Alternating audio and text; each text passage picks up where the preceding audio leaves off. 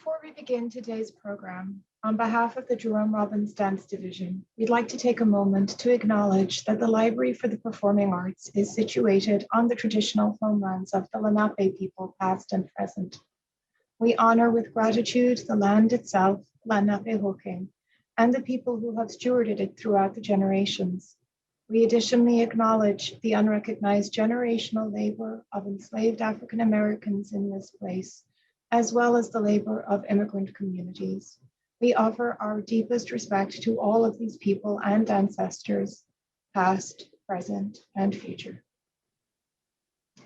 Good afternoon, everybody. My name is Linda Murray. I have the great privilege of serving as the dance curator for the New York Public Library, and I would like to welcome all of you today to this memorial in honor of the incredible Sally Baines, who has been an inspiration to many people in the dance field, myself included. One of the most special things about working in the dance division is how we serve as a convening site, and we're incredibly honored to be the site for this memorial today. We have a lot of speakers, so I'm going to be brief. I'm doing the housekeeping. There is a chat feed, which you can see to the right of your screen. It is live and being monitored throughout the day. If there are remembrances about Sally or comments you would like to leave, please feel free to communicate with each other. We had hoped originally that this could take place in person. Unfortunately, the pandemic made sure that it could not, but we still encourage you to share your thoughts and conversation. You should have received a virtual program when you got a link to attend, but if you have misplaced it or did not locate it, it is going to be in the chat feed along with a link to a reading list, which was compiled by the librarians of the dance division of some of Sally's best known work, all of which you can borrow from the library. There are going to be a select number of short breaks throughout today's memorial. We will be sharing photos that were generously provided by Sally's friends during those breaks. So we recommend that you change your view to full screen for the best experience. If you don't know how to do that, again, the chat feed is your friend, and one of the helpful librarians or library tech staff will hop in and tell you how to do that. It takes a village to put these sort of events together. So I would like to acknowledge, in addition to the dance division staff, Mira Dougal, Caitlin Whittington, and the incredible AV team for all of their work to bring together this memorial. I'd also like to thank specifically the curator of today's event, Lynn Garafola, who was ably assisted by our long-term friend of the dance division, Wendy Perrin. And with that, I'll hand over to Lynn. Thank you.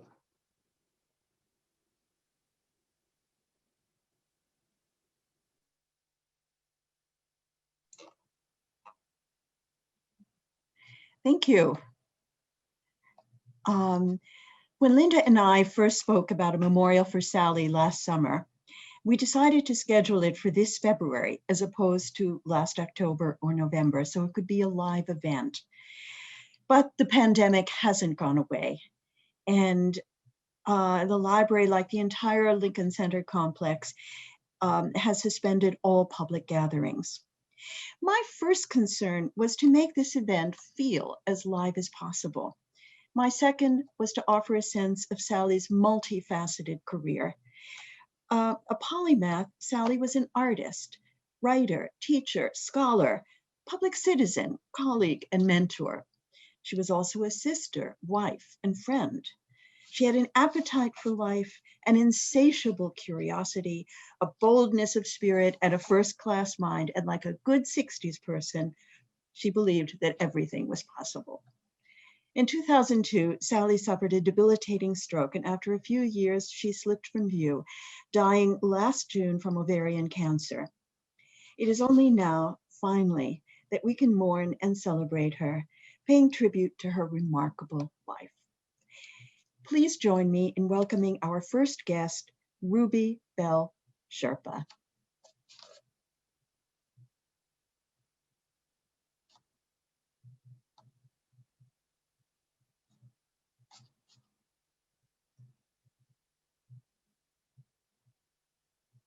Hi,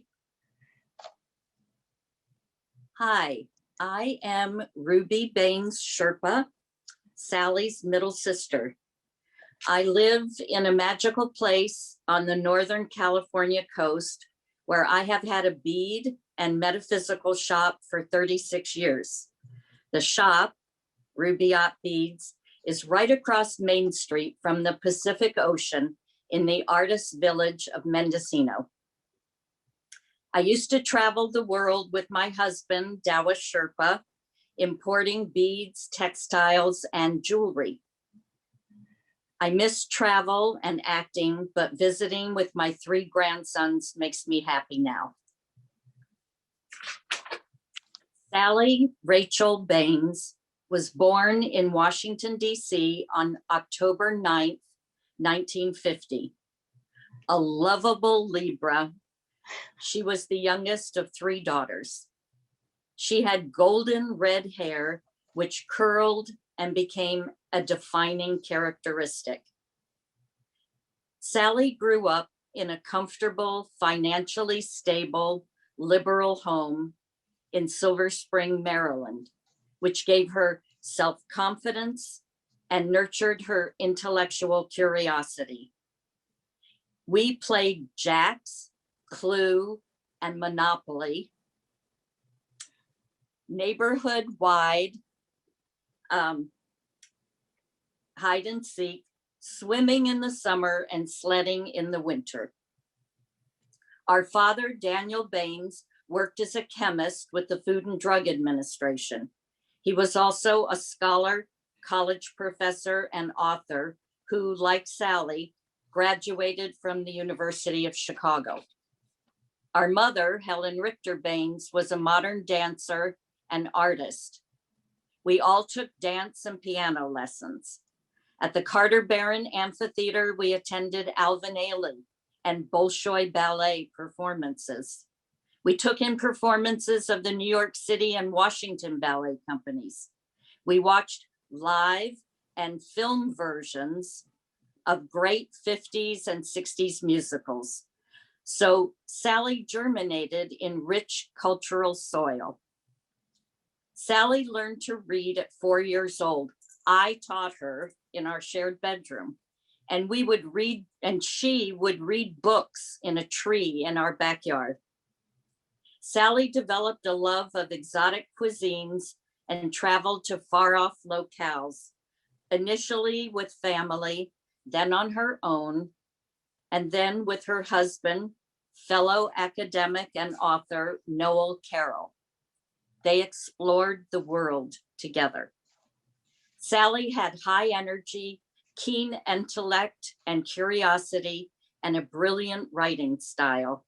She was a firm believer in psychotherapy and would call her therapist every week from wherever she was. Sally had many talents, a good friend, a dear sister. She blazed a bright light in her full, rich, and unique life. On behalf of our oldest sister, Susan Baines Harris, and her 2 daughters, Mimi and Amy, and my 2 sons, Joe and Panama, we love you, Sally.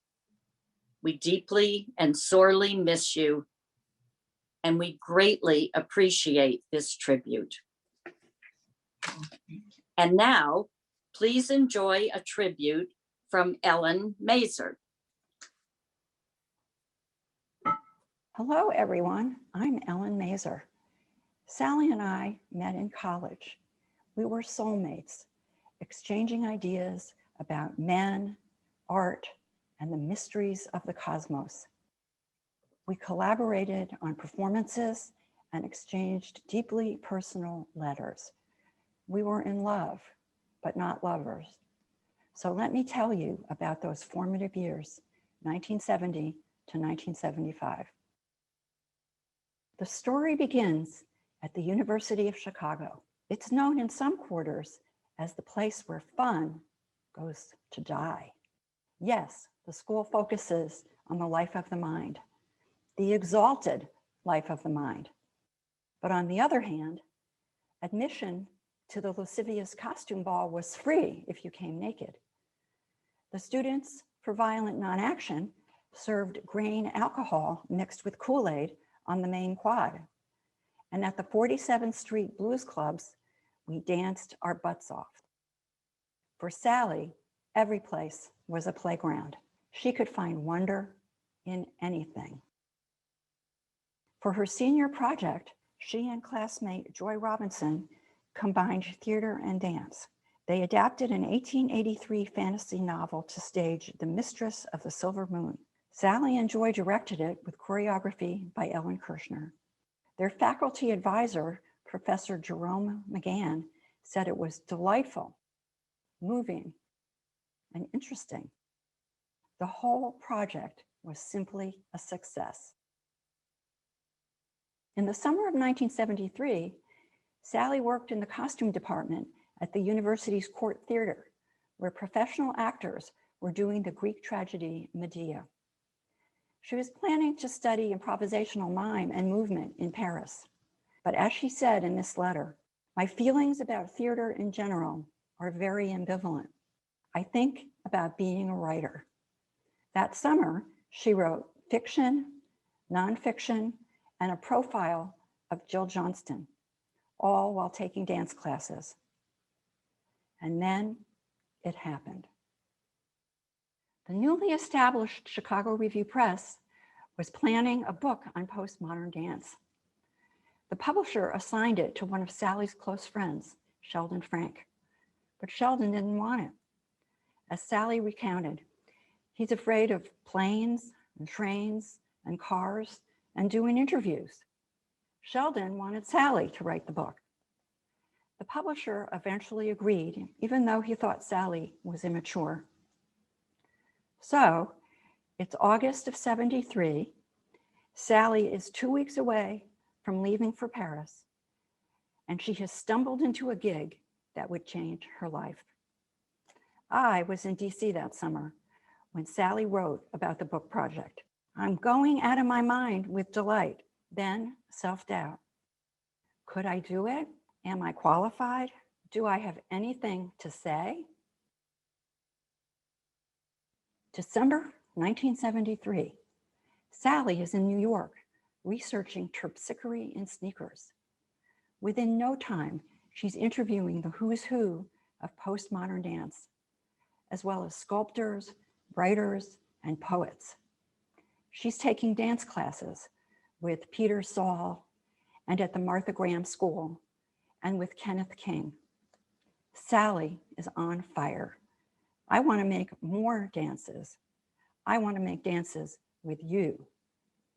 A week and a half later, I'm in New York to visit. Sally and I go to Robert Wilson's all-night opera, The Life and Times of Joseph Stalin. It was theatrical with ordinary movement and meditative music, a 12-hour spectacle. We did not make it to the bitter end, so we missed the dancing ostriches. But we took away the notions that time could be stretched, that repetition was beautiful, that being obscure was legit, and that it was even okay to be boring. Sally then went to Oberlin, where she embedded with Meredith Monk, there for a residency. That was a catalyst for Sally. She outlined her first major performance event. A Day in the Life of the Mind drew on what Sally had learned from other artists while researching her book. It was a meandering 1-mile treasure hunt from Jackson Park on Lake Michigan to Regenstein Library on the U of C campus. The original idea was that it would unfold over 3 days. I think she wanted to kick Robert Wilson's ass, but she came to her senses. Wearing white slips, Sally and I emerged from the Jackson Park Lagoon draped in seaweed. We danced circles around each other. Cast members, who were college friends, performed tasks and improvisations. Maybe the police thought we were up to no good. The PA system for the wailing was powered by a car battery. You couldn't always tell the performers from the spectators. Now the surfboard guys, they were performers. And these women, our version of the Rockettes. In Sally's apartment, her grandmother was roped off, but available to talk. The final scene was at Regenstein Library. At dusk, you could see dancers inside on every floor. somebody spontaneously sang "Swing Low, Sweet Chariot," and that was the end of a day in the life of the mind. There was no meaning. We didn't care about meaning. And we were against interpretation. Let the record show. In 1974, Sally co-founded a dance collective called Mo Ming. Sally was the talent coordinator. She imported more than a dozen performers that she knew from her research. As a result, Mo Ming helped redefine dance in Chicago. In 1975, Sally and I collaborated on 2 performances. She took the lead on the first one, with Sheldon Frank helping out. It was called Sophie, from Sophia, the mythological being of worldly and spiritual wisdom. Sophie was both of us combined. As Sally told her friend Joy Robinson, Sophie would be about eroticism and conceptual lesbianism. At some point in the planning, Sally said, "You know, we're going to have to get naked." So I said, "Okay, we'll get naked." As the Chicago Reader noted, we began fully clothed, entwined on the floor. For a long time, no one moved. They put on sunglasses and chanted Immanuel Kant at each other. We wanted it to be a mood poem, an 11-member cast with no plot. Sally and I walked patterns on the floor, probably for 10 minutes. The neon hot grits sign was in solidarity with Al Green's girlfriend, who threw hot grits on him after he cheated on her. The music included 10 or 12 versions of Let the Good Times Roll. Sophie ended with us walking slowly toward each other, naked, with 4-inch glitter platform shoes and holding little glasses. We bent down slowly and stomped on them. Neither of us said, "This is a Jewish wedding ceremony," but I think it was pretty clear. The sequel was Sophie Eats Shrimp, which I directed. Its foundation was everyday movements and packing crates. On cue, the dancers switched from building structures to knocking them down. In a preview, the Tribune listed our experimental performance under variety. I think that's fair. 4 months later, on Sally's birthday, Grand Union was at Mo Ming. That's where Sally met Noel. They were meant for each other. They migrated to New York, where Sally earned a PhD. She published Terpsichore in Sneakers to great acclaim. With her career in academia, she had come full circle, back to the life of the mind. And Sally lived it with body and soul.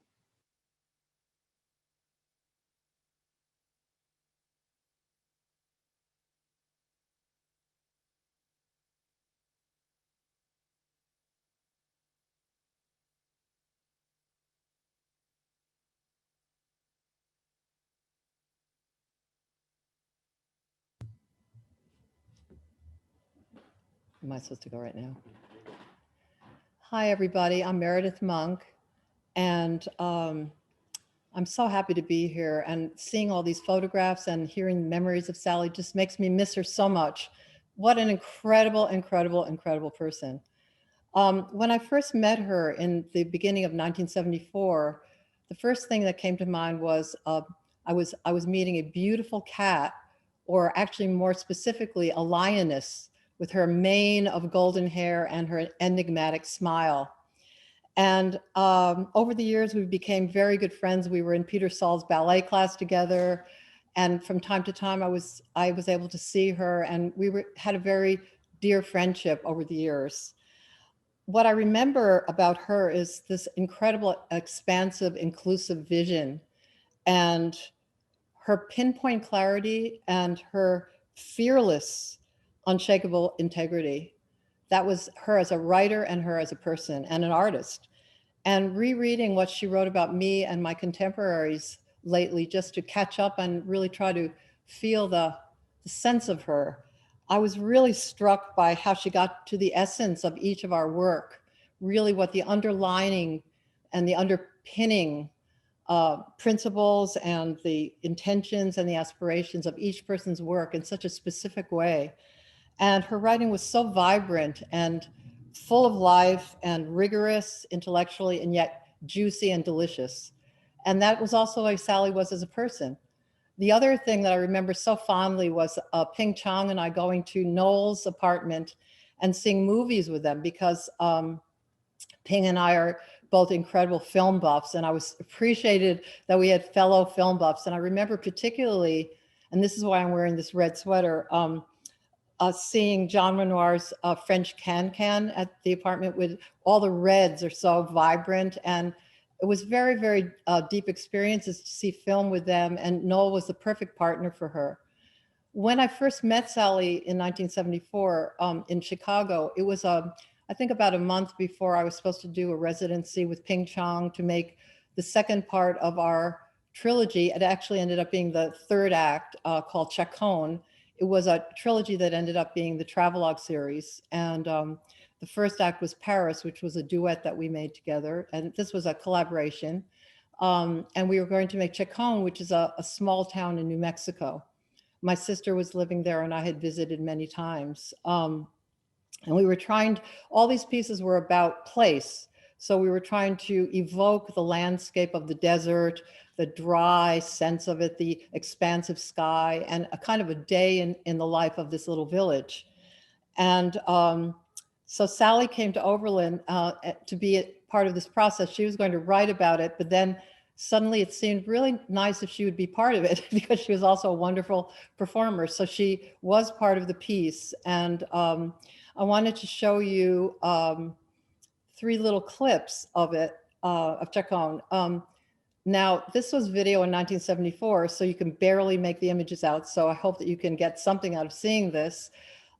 In Paris, the first part of the piece, we had a character that was called a puppet face, and it was very much inspired by the French theater, where you'd have these 3 coups de théâtre, the 3 knocks, and then this little face would come out through a curtain and then announce the piece. Ping was doing, he was doing the voice, and the person would lip sync it, and Sally played that part. And then in Chacon, she was the narrator that came out full figure and then announced the piece. So that's the first clip. And the second 2 are, the second one is the farmers, and you'll see Blondell Cummings in that clip as well, and Lee Nagrin and Sibylla Haynes. So we've missed and lost all of those beautiful artists.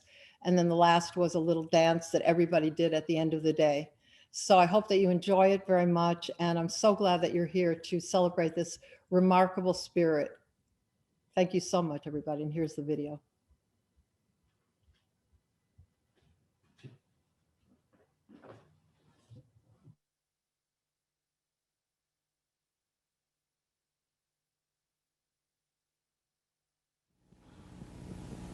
The house presents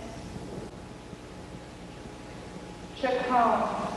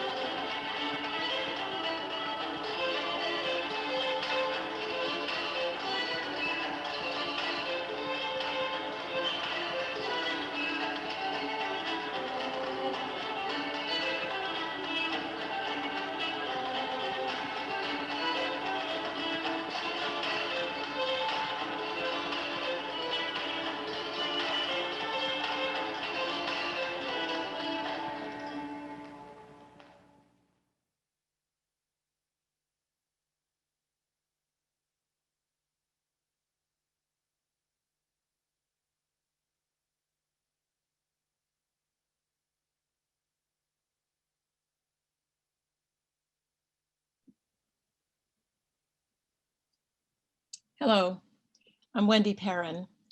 I met Sally in October of 1973. She came to New York. She wanted to talk about contemporary dance. And I had been in New York. I had been seeing the people she was interested in: Meredith Monk, Simone Forti, Kenneth King, Trisha Brown. And we just talked for hours and hours. I'd never met her before, but we just, poured our hearts out about the artists we were most interested in. And so when she started writing Terpsichore Sneakers, she sent me each chapter just for my feedback, because I had been seeing these artists for a long time. And I was amazed at how, well, as Meredith said, she caught the essence of each artist. She caught the basic foundational ideas, and she caught the subtleties within each artist. It was like 360 degrees about each artist. So I came to trust Sally. I trusted her eye. I trusted her sentences. I trusted her feminism. And when I was working on the Soho Weekly News, and I was writing and editing a page called Concepts in Performance, it was really an early column about performance art. And I invited Sally to that page. And so we edited that page at different times. So we were editing each other's work. And then I took a job up at Bennington College in Vermont, and Sally took over that page. This is now around 1978. And I would come back to New York on weekends. And one of those weekends, we were sitting talking to each other. And then it became obvious that our next project, each of us were focusing on the same thing, which was Judson Dance Theater. Sally was writing her dissertation on it, and I did a big project with the students called the Bennington College Judson Project, in which we did interviews, we had residencies, we had a traveling exhibit, and we did reconstructions of early Judson works at Dance Space in New York. And so Sally and I kind of entered each other's orbit in doing this project, and we shared resources. So and Sally was very collaborative about everything. So we just had a great time collaborating and sharing information, and we were passionate about this. We were working together so much that I think it was natural for Sally to ask me to do this performance with her. And as you saw that Ellen was talking about, she developed this character called Sophie. And so this was going to be her New York installation of Sophie. This is now 1983. So she had been in New York a few years. And this installation was called Sophie Heightens the Contradictions. And she basically placed Sophie in different places, in different points in history. So it was like 1867, Sophie goes on strike with the Paris bronze workers. 1867, Sophie makes her debut in La Sylphide. Oh, Sophie was a ballerina with the Paris Opera Ballet, and she was a communard with the Paris Commune. So these, and we did this as an informal work in progress at PS 122 in 1983. It was just Sally, me, and Amy Taubin, who was another critic / performer.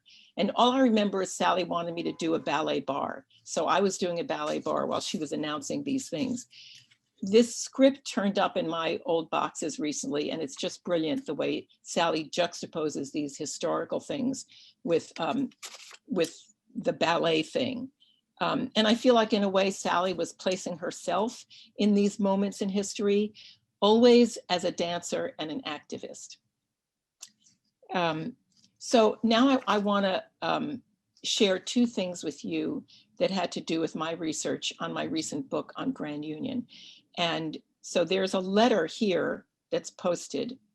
And I found this letter in an offsite box at the library. It is a letter by Sally Baines, dated September 1st, 1973. And according to what Ellen Mazer said, this is like just after she got the assignment to do the book for Saturday Review Press. So in this letter, she's basically saying, I'm 23 years old. I've been doing theater and dance for 5 years in Chicago. I have a contract to do a book on contemporary dance. The contents of the book will depend on who is willing to be interviewed by me and written about by me. And it will also depend on my getting into classes and performances for little or no money, because my advance is minuscule. So she was kind of, she wanted to infiltrate the dance world, which she did, of course. And she also said, I'm particularly interested in dance collectives. And I think, and so this was a letter to the Grand Union. And I'm thinking, it was almost like she thought of the Grand Union as the Paris Commune of the dance world. It was democratic, it was leaderless, and it was short-lived. It was an improvisation collective. And I don't know if you can see this, but in the corner, the person who received this letter, who was an assistant to the Grand Union, was named Nari. And Nari wrote a little note saying, what do you think of this? And she wrote the note to Steve Paxton, who was probably the designated person in Grand Union to look at such correspondence. And the answer, which is not in this version, but the answer from Steve was not much. So this would seem like a not very promising response from Grand Union, the main collective she wanted to research. But obviously, they came through, because the last chapter in Terpsichore and Sneakers is a chapter on the Grand Union. It's Sally's sort of analysis, like psychological, sociological analysis of Grand Union, plus her interviews with people who were active in it, which included Trisha Brown, Steve Paxton, David Gordon, Douglas Dunn, Barbara Dilley, and Nancy Lewis at that time. It had started from a work of Yvonne Rainer's, but she was no longer in it by 1973. The last thing I want to share with you is, and can we stop the screen share, Mira? Thank you. So this is another find. This is from my research in the Trisha Brown Dance Company archives, which I looked at while I was writing my book, while I was researching the book, maybe 3 years ago, maybe 4 years ago. And I found in box 88 in the Trisha Brown Dance Company archives, an unsigned manuscript. And as I was reading it, I realized it was an early version of Sally's last chapter in Terpsichore and Sneakers. And it was sort of less together, it was messier, it was impulsive, it was maybe a little bit in the Jill Johnston style of just like, I've seen this and it's blown my mind and here are my thoughts. So her thoughts sort of came tumbling out of her. And unfortunately, when I found this, I put it somewhere, and all the time I was working on the book, I forgot about it and really didn't rediscover it until just recently. So that's why I'm going to read you a little bit of this now. And I feel like this little section is typical of Sally's curiosity, her constantly inquiring mind. What is choice? What is improvisation? What is invention? What is trust? What is collaboration? What is anarchy? What is leading? What is following? What is originality? What are limits? What are risks? What is illusion? What is real? What is presence? What is time? What is duration? What is form? What is performance? These questions don't get answered, but they do get raised in an evening's work. And that is Sally, always asking questions. Thank you, Sally, for your questions because they are ongoing.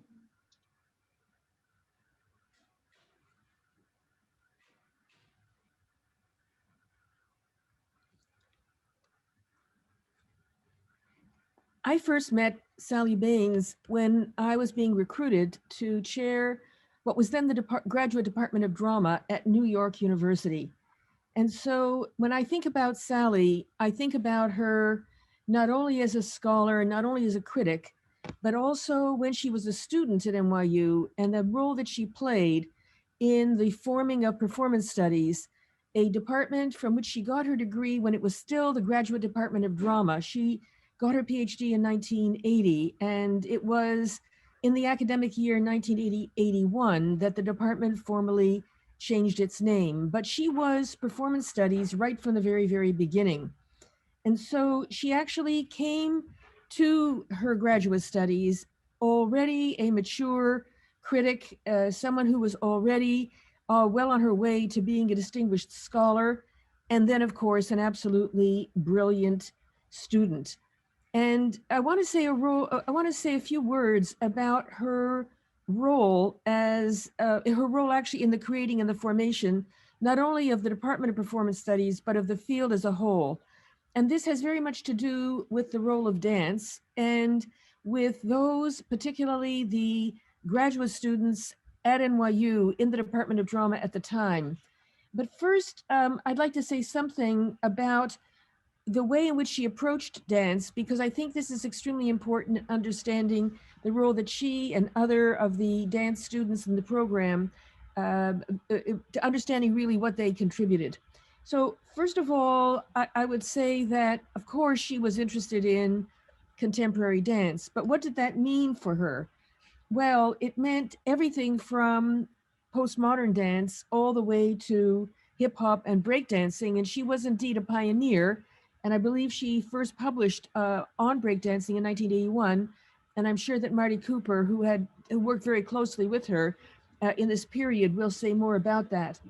But there was a core concept that was at the heart of the full range of dance and movement that she wrote about, that she was involved in and that she wrote about. And it was the idea of the vernacular. And it's a concept that's very, very close to my heart. One of the first courses that I taught at NYU was a course that was called The Aesthetics of Everyday Life. And to my great surprise, it was in fact those students interested in postmodern dance who were the most receptive to this idea. So her concept of the vernacular is what really holds together everything from postmodern dance to breakdancing and everything in between. And she describes the vernacular, how she understands the vernacular. She describes it in terms of the ordinary or the everyday.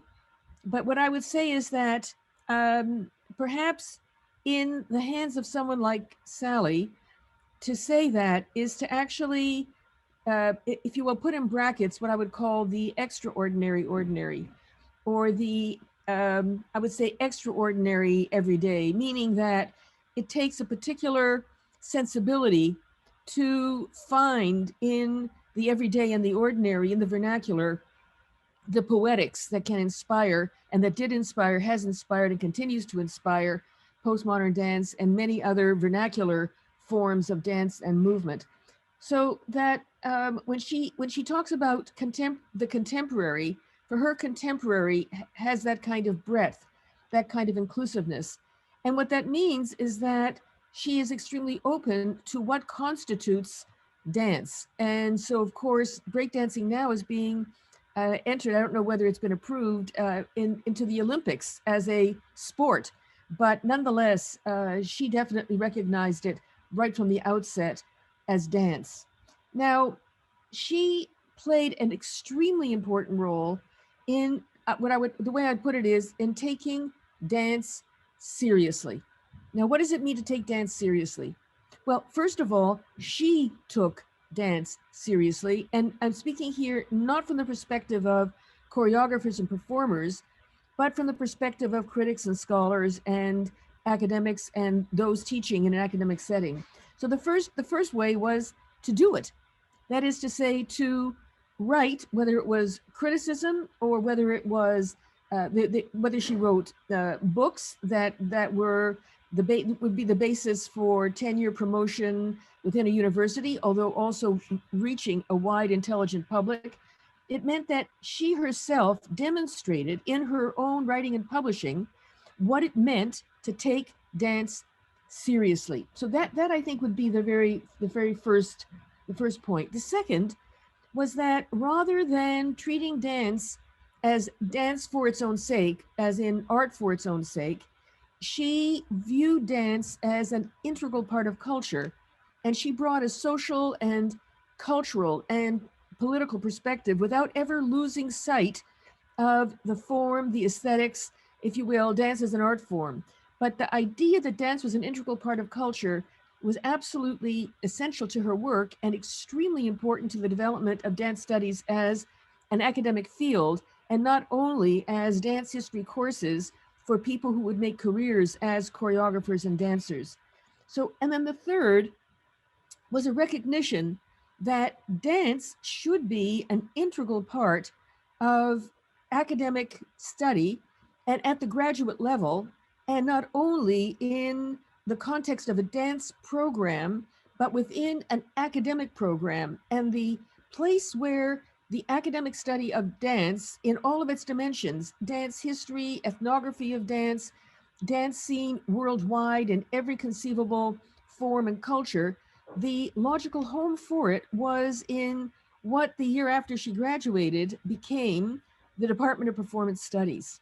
So I want to say a brief word about the role, that Sally's role, and the role of her colleagues at the time, the dance students. In my view, they played an outsized role in the transformation of the department. And they did so, well, first of all, they found a home there where they could not find a home elsewhere. But in that home, they made a very powerful case for why dance should be an integral part of performance studies. And in advocating for it, they succeeded in getting the university to create a position in dance studies. And Marcia Siegel, who's here today, and a very warm hello to Marcia, she will talk about that, because she was really the first person to hold that position. And that was critically important, that the university had to put its money where its mouth was, that if this is serious, position had to be formed for this field. And Sally and the other dance students at the time were instrumental in making that happen. Then, of course, there was the development of the curriculum itself and the recruiting of other students so as to really build a cohort. And I would view that her role in the establishing of dance as an integral part of an academic graduate MA, PhD curriculum in performance studies, with all that could bring, would be a really major and lasting legacy to this day. And so it's with that I would like to pay tribute to this luminous spirit who achieved so much in a career that was untimely cut short. And this tribute to her is so worthy and so beautiful. And I am so grateful to have had the opportunity to say a few words about how much I loved and how much I respected and how much I admired Sally Baines. I'm going incognito today because I just got out of the hospital and I have a black eye and I'm not fit for Zoom. But I just could not miss this wonderful tribute to Sally. It's fantastic that BKG, Barbara Kirschenbach-Gimlet, preceded me, because she actually was the person who introduced me to Sally. In 1980, I was a New York Post photographer, and I took a few photos of teenage boys breaking in the Washington Heights subway. And I was intrigued by this idea of boys inventing a dance form. And I wanted to do more documentation. And I called Barbara, since I knew nothing about dance then and know nothing more about dance now. And I asked her who would be a good person to go investigate this. And she said Sally Baines was the person to call. So I called Sally. And without really, I don't even think we had any kind of special introduction. But she was immediately enthusiastic. And we began to search for breakers because although I had taken these few pictures, they weren't easy to find. They were elusive. I had a car at the time and we drove it all over New York City, often up into the Bronx, Washington Heights, because we had gotten some kind of tip or lead about some kind of event that might happen. But we were unable to find much of the dance in action.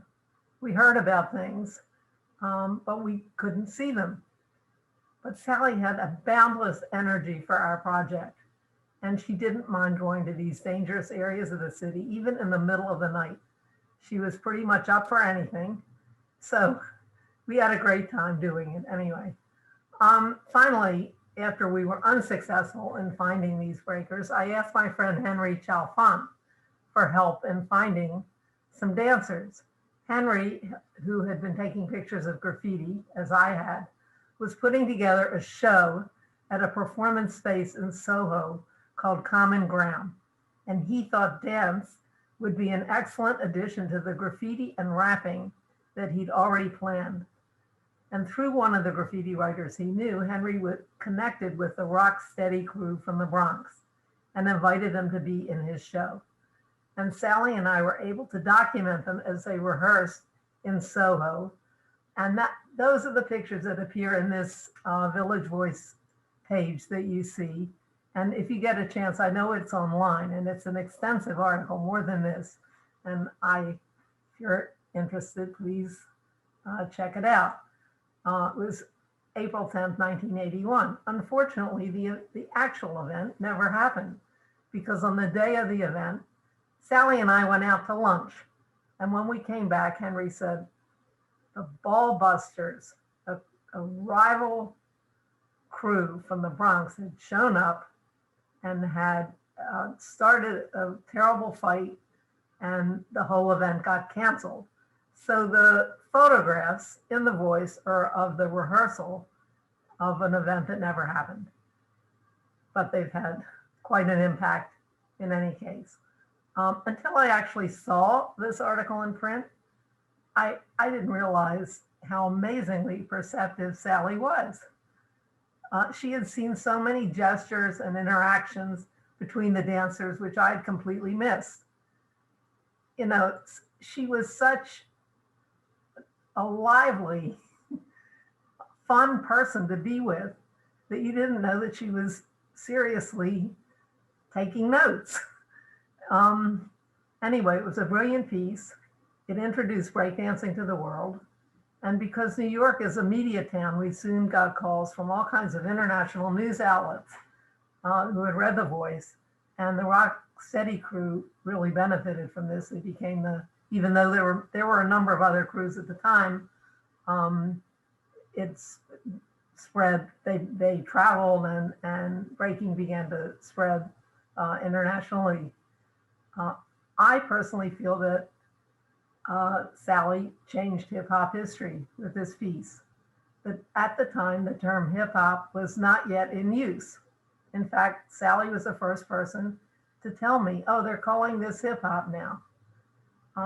She had read about an article, I think by Bambaataa in the Soho News, I think.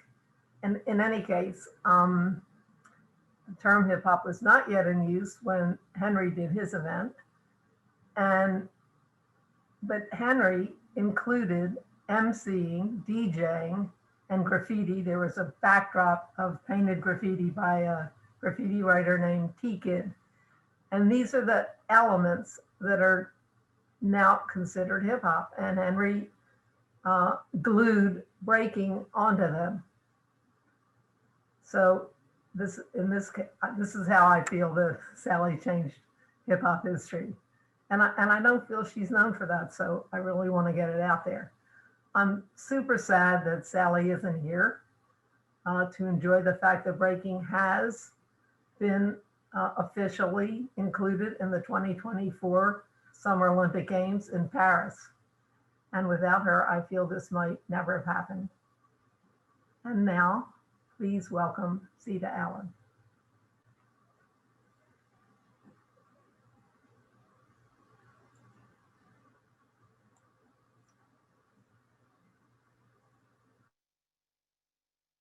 to do. Okay. Hi, everybody. I too am super sorry that Sally's not here any longer. When I first met Sally, I wrote something. I'm just going to read it. So if I tend to go too fast, just let me know, give me a sign, because I want to get it into the 6 minutes that I think we're allowed. When I first met Sally Baines, it was a time when African-American dance companies like Elia Primari and Diane McIntyre could be found performing in Harlem streets on flatbed trucks under the banner of the Dance Mobile. Sally would be there watching the concerts, or other companies were dancing in parking lots or on rooftops in the Lower East Side. Dancers weren't only either barefoot or in ballet slippers or point shoes, even those were being transformed from the pink into a variety of shades of brown by DTH's dancers. There was also terpsichore sneakers. And when Lynn invited me to share memories of Sally, I told her that my one most enduring memory is an old one. It was of one night years ago when Sally and I were hanging out at the home of our mutual friend, dance photographer Lois Greenfield, who had just gotten a beautiful little brownstone on the Upper West Side. There we were, three joy-filled young women who our lives consumed with dance on the verge of new beginnings. It was the early 80s. Sadly, Sally and I had been admitted to NYU's graduate school, where in Professor Richard Schechner's seminal interdisciplinary classes, performance studies classes, dance was viewed in its social, political, and economic context. Lois Greenfield showed us what I seem to recall was her first dance calendar. There were there we were, three oozing energy, eating wonderful food, drinking wine, talking smack, and dreaming big. I don't remember our exact conversation. I was probably going on about the Black dance label that I thought inappropriately and indiscriminately lumped African-American choreographers and dancers into one neat little package, or the downtown uptown dance divide that seemed to this Black girl from the South, from the Jim Crow South, as an invisible Mason-Dixon line.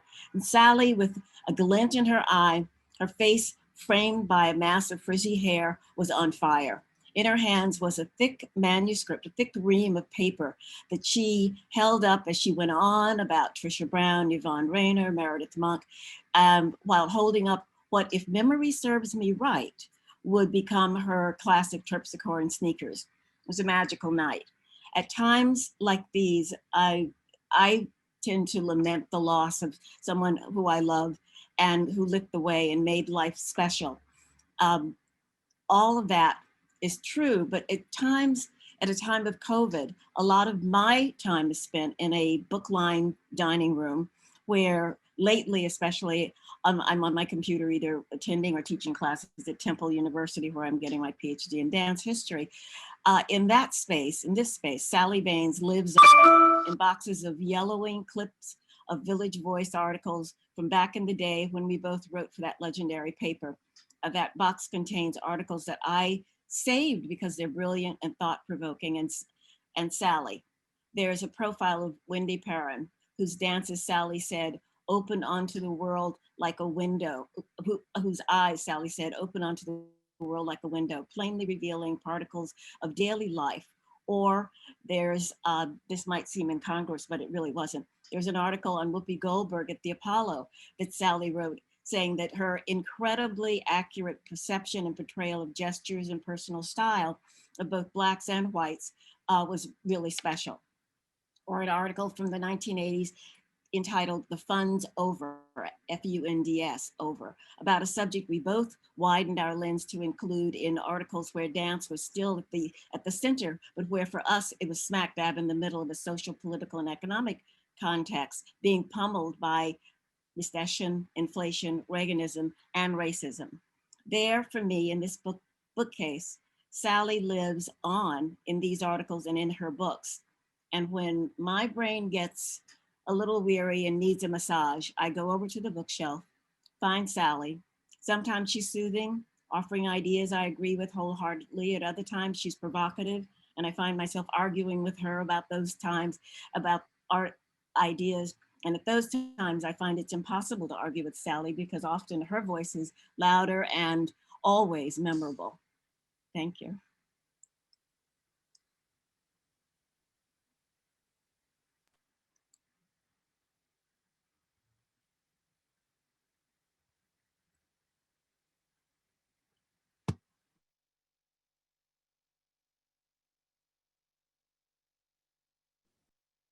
and can hear me. I'm honored to be asked to contribute to this panel. And when Lynn asked me to be part of this remembrance of Sally, I thought back to the day Ruth Bader Ginsburg died, which might sound odd, but really is not, because so many women remarked about how much RBG affected their lives, how she was such a terrific role model for them, and her influence on their careers. And I'm lucky, I've had a number of RBGs in my life. Naima Prevost, I hope she's out there somewhere listening, who gave me a kick in the right direction. BKG, who I know is there somewhere, and who gave me a great deal of freedom and let me get away with murder most of the time. Deborah Jowett, Marcia Siegel, Barbara Barker, the wonderful Lynn Garafola, and of course, Sally Baines. When I came to performance studies in New York in 1980, I was struggling to join the two sides of my persona, the dancer, the performer, the artist, with the scholar. And Sally let me look at both of those sides as a way of perceiving myself as an artist scholar, to embrace the concept of praxis, which is what I've tried to do in my own work, and certainly when I've been teaching, especially to my graduate and doctoral students. One of my first most vivid memories of Sally, and I have no idea when I met her. Ruby, I probably ran into you at Carter Barron watching the New York City Ballet perform Serenade or Midsummer Night's Dream or something else. But I had a phone call in August of 1983 from Carol Walker at Purchase.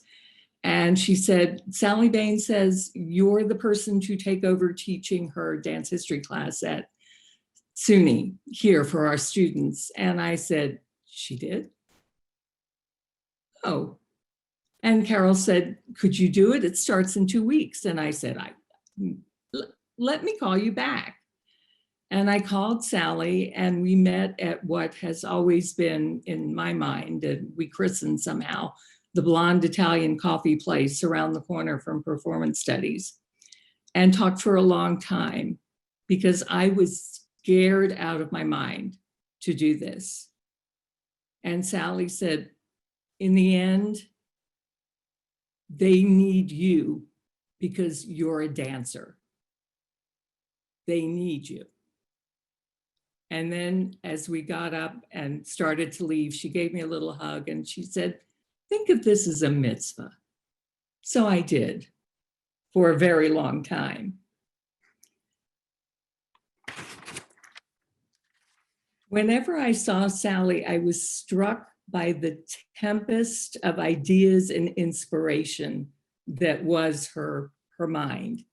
She had a fierce surgical intelligence, incisive wit, unparalleled dedication to bringing respect and recognition, and as BKG said, to make dance studies a viable, energized, and serious academic discipline. She had unfailing compassion and generosity for her friends, for her colleagues, and I think especially for her students. For Sally, learning, writing, discussing, arguing, mentoring, disputing, listening, those were all active verbs. But so too were laughing, teasing, entertaining, performing, supporting, hoping, and loving. One of my abiding memories And I don't know if Lynn can remember which conference this was. There were so many conferences, so many hotel rooms. But Lynn and Sally were, as they often did, sharing a room in a hotel. And unbeknownst to them, I think, I was next door.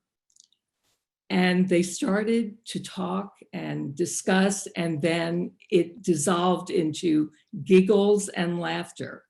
And in the next moment, Barbara Barker knocked on my door, came in with a bottle of champagne, and we drank champagne, laughing and giggling, with Lynn and Sally next door, laughing and giggling.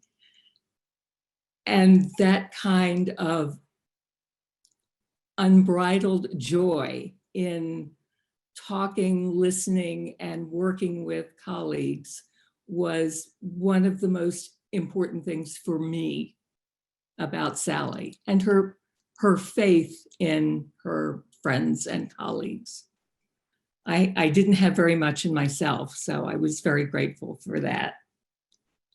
I always thought having a glass of wine or a meal with Sally was a bit like being at an Algonquin round table with Dorothy Parker as the hostess. And I have no doubt that she has found many soulmates and heroines who can share her indomitable spirit and her sense of joy. And now I am honored to welcome Marcia Siegel.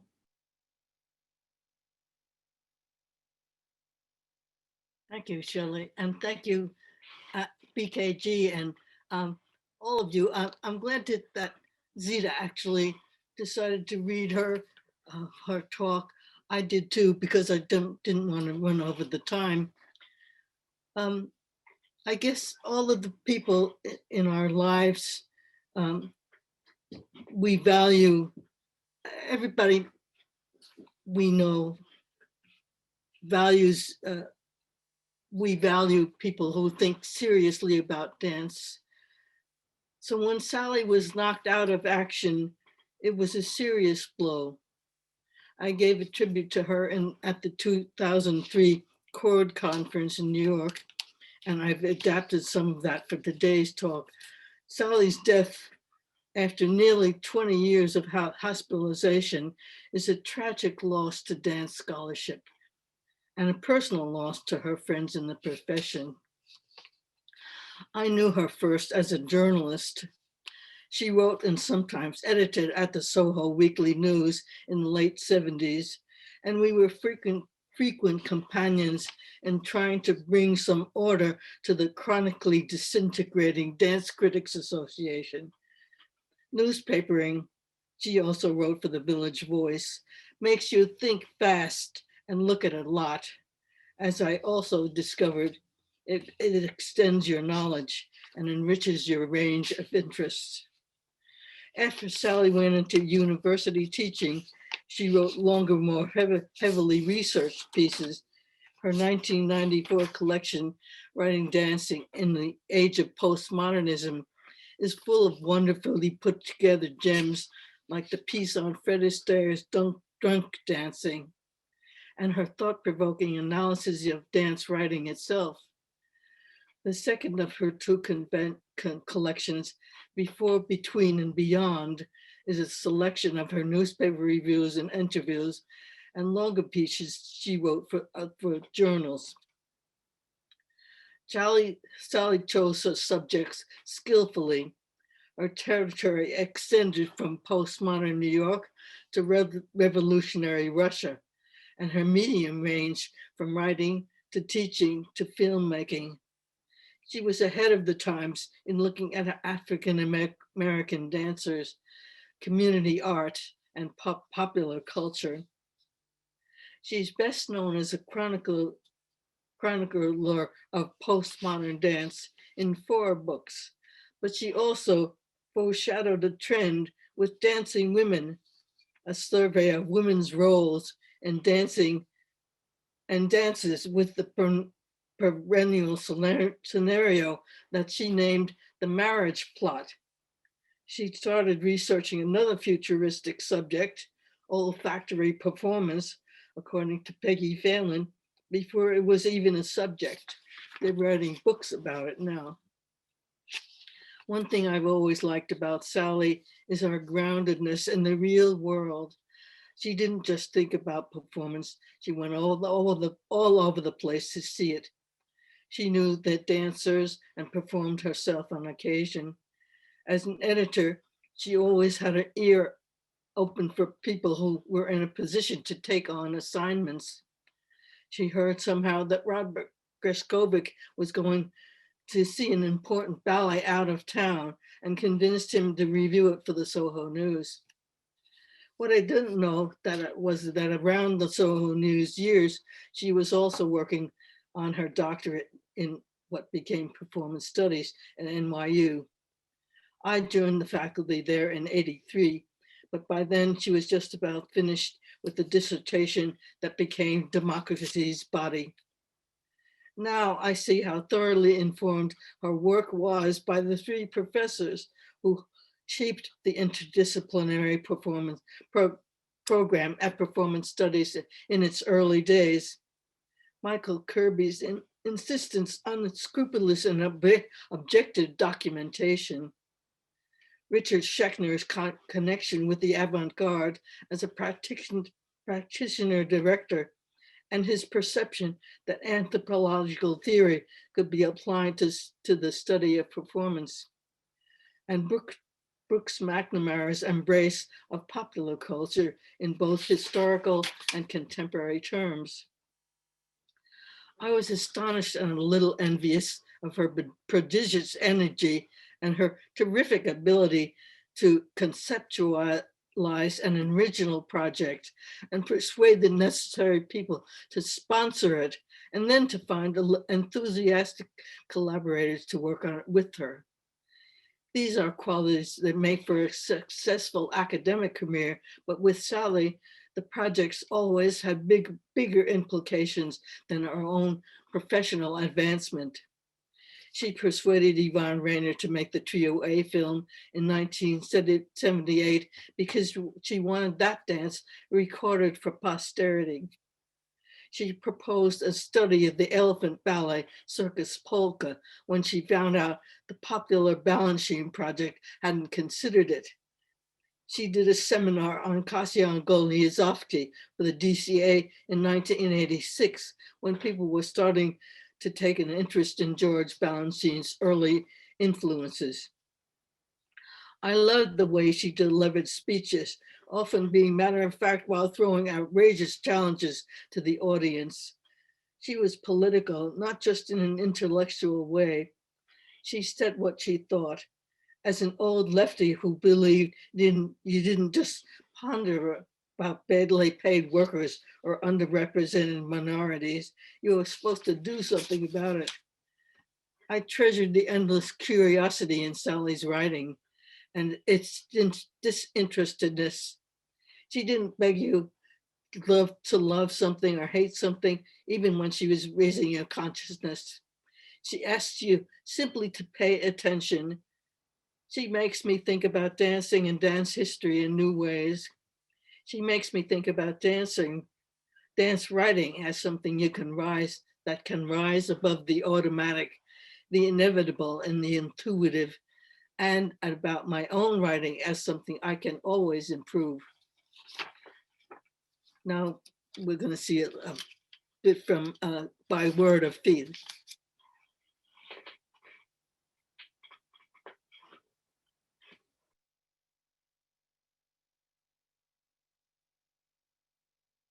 This is Sally Baines, by the way. Sorry, I came in late. I was stuck in a traffic jam on New York Drive. Don't anyone go home that way. One question that I have is, here we are, a panel full of women, and it seems to me that there are a number of issues that have come up in other fields than dance in terms of feminist criticism and women working in the arts that we haven't really addressed in the dance world, because so many times people say dance is a woman's world. Well, tap dance seems historically to have been a man's world. One thing I want to ask is in your experience, has that been true? Everyone's nodding. Okay. And beyond that, a question to kind of pass along the panel is,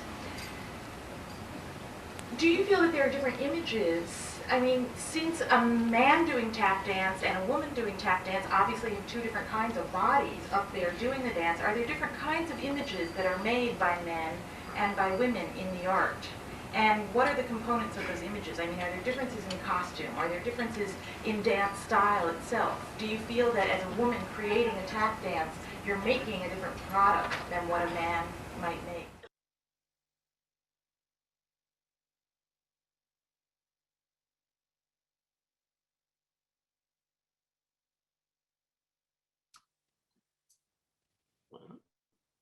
Hi, my name is Roger Copeland, and I can't say for sure when Harry met Sally, but I can tell you with absolute certainty when and where I first met Sally.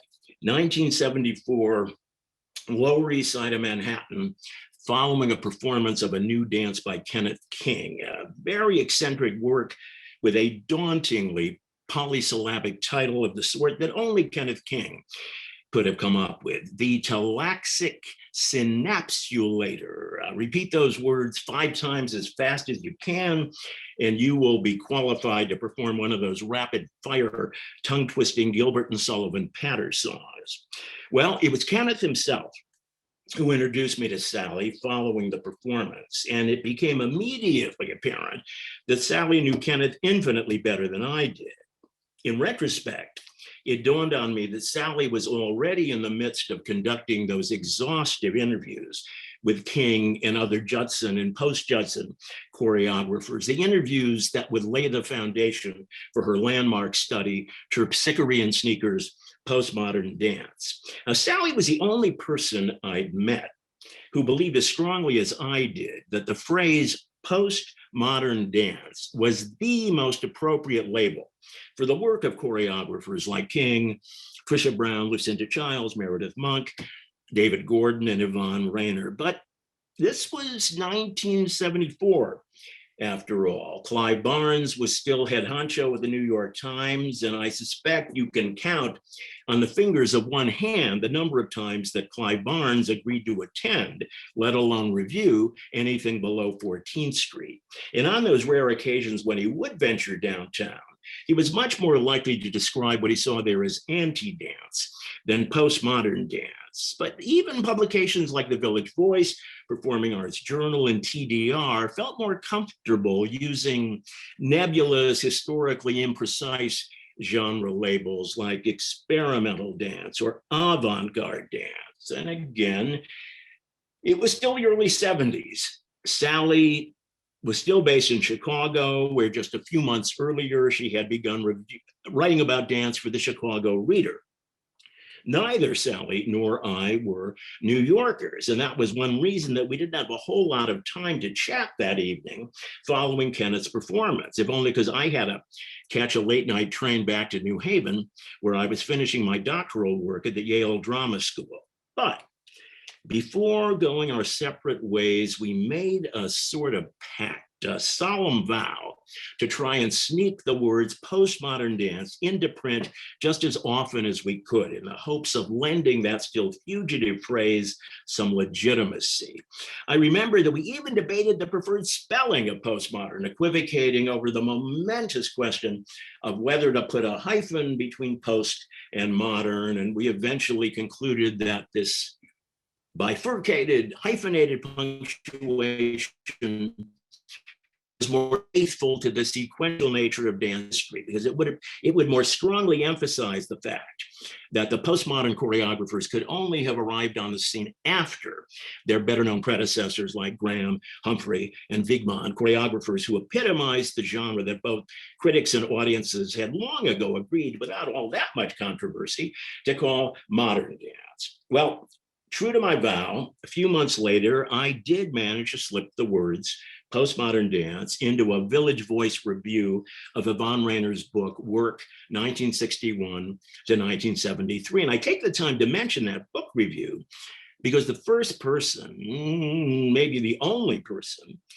to write to me to say that she'd read the article was Sally. And then the following year, the real palace coup. Not only did the arts and leisure section of the Sunday New York Times allow me to use the phrase postmodern dance in the course of an article about Trisha Brown's first engagement at BAM, but they ran the essay on page 1 and titled it The Postmodern Dance of Trisha Brown. They even kept the hyphen.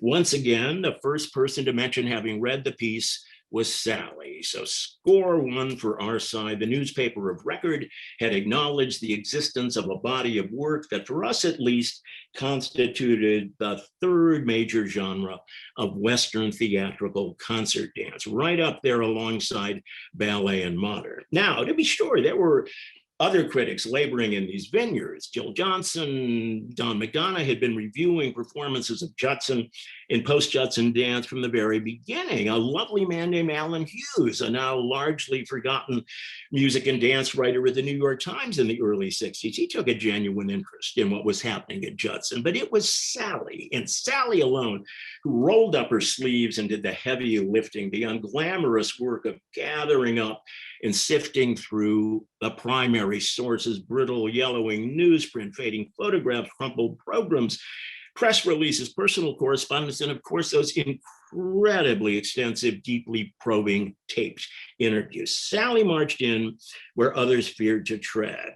If no 8mm or 16mm film record existed of something as central to the Judson years as Rayner's Trio, it was Sally who would convince Rayner to restage a version of that seminal work for the camera. I can't think of any other comparably significant artistic movement in any medium whose very historical record is as dependent on a single individual as Judson era postmodern dance is on Sally. 3 years later, Sally published Democracy's Body, an almost microscopically detailed chronicle of the actual dances performed at Judson Memorial Church between 1962 and 1964. And then in 1993, with 30 years of distance to help clarify the view, Sally zoomed in for a close-up, focusing her attention on a single seminal year. The result was Greenwich Village, 1963, avant-garde performance, and the effervescent body. Her chronological focus may have narrowed, but her cultural and sociological focus widened, thereby situating Judson Dance Theater in the broadest imaginable context. And that book was the final installment in what amounted to a trilogy about postmodern dance. I think it's fair to say that even if Sally had published nothing more than those 3 books, Terpsichore, Democracy's Body, Greenwich Village 63, her reputation as one of the most important dance writers of the 20th century would have been secure in perpetuity. But as we all know, there was so much more to Sally, so much more to come from Sally, and that's why no single 6-minute presentation, not even one delivered at nerve-wracking breakneck speed like this one, can do justice to the size of her accomplishment. And that's why I am so glad we have so many other presenters this afternoon. It gives us, well, a fighting chance of actually doing justice to Sally. Thanks.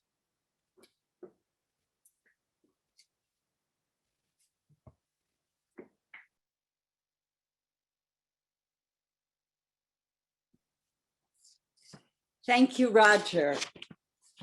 Good afternoon. I'm Judith Bryn Ingber. The definitive writing in English on Jewish wedding dances is still the double issue of the Dance Research Journal, edited by Sally 36 years ago. The special section I wrote is dubbed Dancing into Marriage, Collected Papers on Jewish Wedding Dances. How did that collection come to be with Sally as my editor? It involves geographic crisscrossing, coincidences, and some conundrums. Sally was from the East Coast in Silver Springs, as you've heard, where she'd grown up within a large Jewish community. On the other hand, I was from the Midwest, in Minneapolis, with its small Adamite Jewish community in a basically anti-Semitic environment. We flipped geographies and then flipped again. She came to the Midwest, the University of Chicago, and I went east to Sarah Lawrence College and work at Dance Magazine. That's where I met a brand of Jew I'd never known before, permeated with what was essentially Jewish to me, asking questions all the time, even interrupting to do it, unsatisfied with the status quo, hanging out with other Jews with no compunction of missing the synagogue. By the time Sally returned east for graduate school, I'd left New York for 5 rich years in Israel. While she was doing her doctorate, I was getting mine, so to speak, interviewing, dancing, and working with Batsheva and Inbal Dance Theater and other dancers. They knew Graham and ballet, but their technique was layered atop uniquely different backgrounds, showing me a Jewishness I knew nothing about in Minneapolis or New York either. Studio dance mixed with an exuberant joy of community, whether from kibbutzim, Kurdistan, Morocco, or Yemen. My ideas of Judaism and dance in Jewish celebration expanded exponentially. I returned to Minneapolis in '78, so maybe Sally and I met when she was co-president of the Dance Critics Association in '79, or at the 1981 Joint UCLA Conference with the Society of Dance History Scholars, American Dance Guild, and the Court Conference. Never mind, I do know that by the time of that UCLA conference, I was already well into creating the Regional Court Conference about Jewish wedding dances with Alice Block and Ruth Ann Weiss and a wonderful committee. I'd lined up 4 workshops: Persian, Hasidic, secular Eastern European, plus Yemenite wedding dances. Participants would hear papers by an anthropologist, an ethnographer, plus Israeli and New York Jewish historians focusing on dance. For 2 days in June of '82, over 150 participants, including many CORD board members, came to the Minneapolis JCC to study and dance in visceral and historic ways. We finished with a gala reception following an actual wedding for 3 new American couples who'd grown up in the anti-religious former Soviet Union. How we celebrated those 3 couples who had never had a Jewish wedding, dancing all the different wedding dances we'd learned. My manuscript about the conference was accepted for the DRJ, and Sally became my editor. We had no quick computer connections. I received real mail from Wesleyan, where she was working. I awaited her flagging of my pages with her multicolored Post-it notes crammed with her writing. I explained to Sally all wedding dances could be traced back to the Talmud.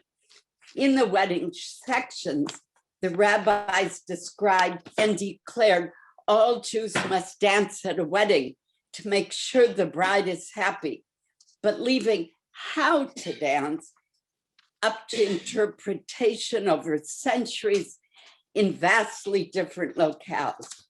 Sally and I had many Talmudic back and forth ourselves, arguing and challenging each other.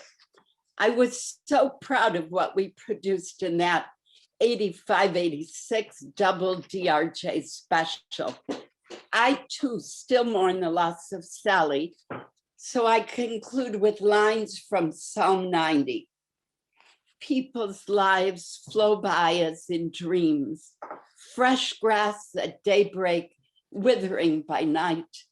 Teach us to make our days count, acquiring a wise heart May the work of our hands be lasting. I can say I know that Sally acquired a wise heart, and with her numbered days, we know her work is lasting. Now, please welcome Deborah Jowett.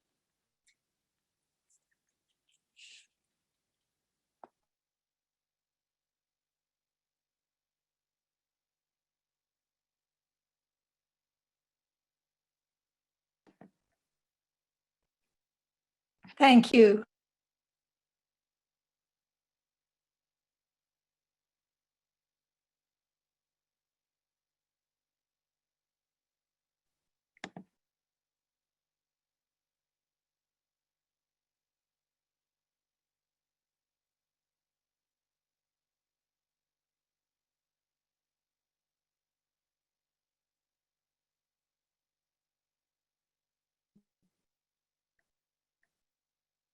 Can you hear me now? Yes, okay. I'm sorry. Thank you, Judith. When Sally Baines died last June, after years of debilitating illness that affected both mind and body, a welter of snapshots erupted in my memory. I had known her as my pupil, assistant, editor, airplane companion, cherished colleague, and friend. She shone brilliantly in all those capacities, beginning decades ago when she was a student in a class of mine in what later became New York University's Performance Studies Department. Together back then, we taught dance history in NYU Tish's dance division, she working with the undergraduates, I with the grads, both of us only a few steps ahead of our students. This job occurred while she was working on her dissertation, which was published as Judson Dance Theater 1962 to 64. One pungent memory of those days sticks in my mind. It's decades before the internet took over much of our research. I'm rushing into NYU's Bobst Library just as Sally is rushing out. Without stopping, she calls out that she has just discovered that the 1581 Ballet Comique de la Reine had not actually been performed. No, I yell back, telling her I just come across a drawing and an account of that 5.5-hour work's sole presentation in the New York Public Library. Then we parted company and hurried off along our separate ways. Sally looked healthier than she was. Giving herself insulin shots kept her diabetes under control. But I often thought her physical problems goaded her into pushing herself to excel, to explore possibilities, to take on new challenges. I'd almost forgotten until this program, her cameo appearance in Meredith Monk and Ping Chong's 1974 Chacon. Her red gold curls framing just her face as she looked down from between black curtains shrouding an upper booth as we spectators passed along the narrow corridor leading to Monk's studio. Writing was one of her accomplishments. In addition to editing Dance Research Journal for 6 years, contributing articles to other publications, Sally skillfully edited an essay that I wrote about Monk and Kenneth King for her Reinventing Dance in the 60s. Together, she and I led a week-long seminar on dance writing at London's Dance Umbrella, sharing stories and grousing about the problems after hours. Another workshop we taught occurred at Jacob's Pillow in Lee, Massachusetts. At the end of it, Sally, the critics involved gave me a farewell necklace that Sally's jewelry artist mother had created. I'm sorry it's not with me in Massachusetts, or I'd wear it today in her honor. She and philosopher Noel Carroll, her husband of 35 years, were adventurers in the arts. the field's histories, theories, performance qualities, and their interactions with the times in which they were created. Sally was prolific, producing 5 books in the 1990s alone. No subject was uninteresting to her. Ballet? Sure. Breakdancing? Why not? She made you see what she saw. I see her now as she once was, seldom relaxed, always lively, curious, probing, excited by new ideas, ready to take on new challenges. Thank you, Sally, wherever you are. And now, please welcome a colleague and friend, Suzanne Carbonneau.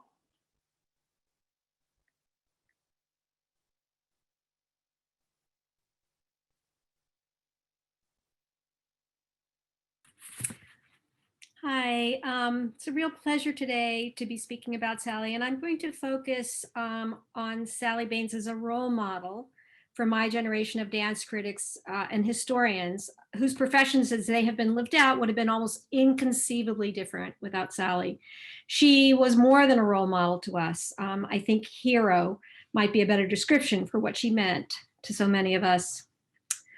I began my professional writing career fairly young as these things go, and Sally was not that much older than I was. Still, she'd already been around the block, many, many times around the block, well before I even knew that there was a block to walk around.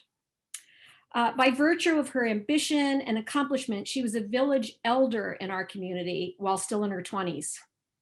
Her journalism, which would become the first draft of the history of that era, was already indispensable for us as smoke signals for where to look next. Every week we tore open the Soho Weekly News and the Village Voice looking for her byline. And the same became true of her scholarship, which was simultaneously rigorous and creative, and in so many ways has remained the ground on which future generations have laid their own work. Sally's openness and goodwill was embedded in her personality and her heart, and she extended this generosity not only to the artists she wrote about, but to everyone writing about dance too, including the tyros.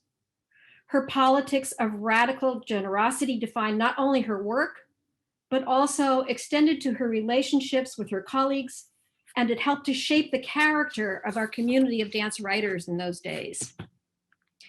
There was no preening or peacocking to Sally. She made it clear that this was about something bigger than any one of us, and that we were all in this together. I was always astonished that she treated all of us, including less experienced writers, as her equals. She modeled how a sorority of writers and scholars should be, a community of open exchange of ideas, of celebrating each other's contributions, and of getting excited about each other's discoveries. Sally had no use for competitiveness. She encouraged an atmosphere of lifting all boats. With Sally's example, we weren't there to rip each other's work apart or achieve notice by stepping on each other. We were there to encourage each other and share in the excitement of each other's work. We were there to advance knowledge as a community effort.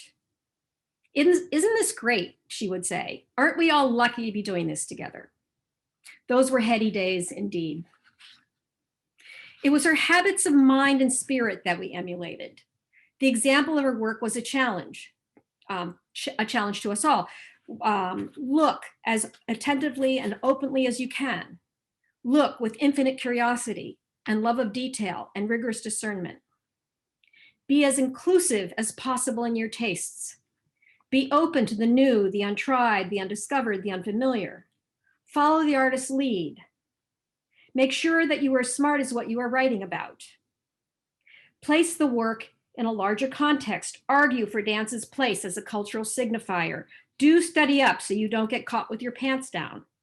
Think of history archives as your best friends, and do whatever it takes to follow the story. She directed my gaze at people, places, and culture phenomena that I never would have considered otherwise. And I know that I was not the only dance writer of my generation who chose to study at NYU because she was studying there, with the hope that we could develop not only our minds, but our spirits, our questing spirits, as she had. She was, of course, as much a pioneer as anyone she wrote about. We all think of Sally in relation to the concept of the avant-garde. Before it became associated with aesthetic experimentation, the origins of the term avant-garde are, of course, with the French military, referring to scouts doing reconnaissance ahead of the main body of troops. And it's the original military meaning that clings to my picture of Sally going about her work. As the artist she was writing about leapt out of the trenches, dodging flak and running through smoke and fire to claim the territory ahead for new conceptions of art, Sally was right there with him, abandoning her own foxhole to fling herself headfirst into the unknown. She sent back dispatches from the front about battlements stormed and walls falling. She made the rest of us feel that there was enormous adventure and valor in being a dance writer. And we followed her in cutting through the defenses of established expectations of what dance should be. Sally showed us that it was not the setting of standards and guardianship of tradition and taste that was our job. It was the thrill of discovery and the possibilities that our jobs were opportunities for radical growth. So off we sailed in her wake to become something other than we may have expected to be as dance writers. The story of Sally roaming through the Bronx, tracking down b-boyers on street corners that Martha Cooper told here again today has become legend. I'll never forget being at the Dance Critics Association conference in 1981 or 2, where Sally had arranged for Rocksteady to give a demonstration. I always describe this as the moment in my life when I've been the most thoroughly gobsmacked. It is almost impossible now to put yourself back in the place of never having seen b-boying. We take it for granted. But in 1981, to see people spinning on their heads and backs for the first time was like suddenly finding that gravity didn't actually exist. My conceptual world of what dance could be had been turned upside down. Rocksteady blew open our hearts and minds that day, and we had Sally's intrepid detective work to thank for that experience. When Terpsichorean Sneakers came out, it became a Bible to so many of us. We could recite scripture and verse from its pages. I could quote whole passages verbatim.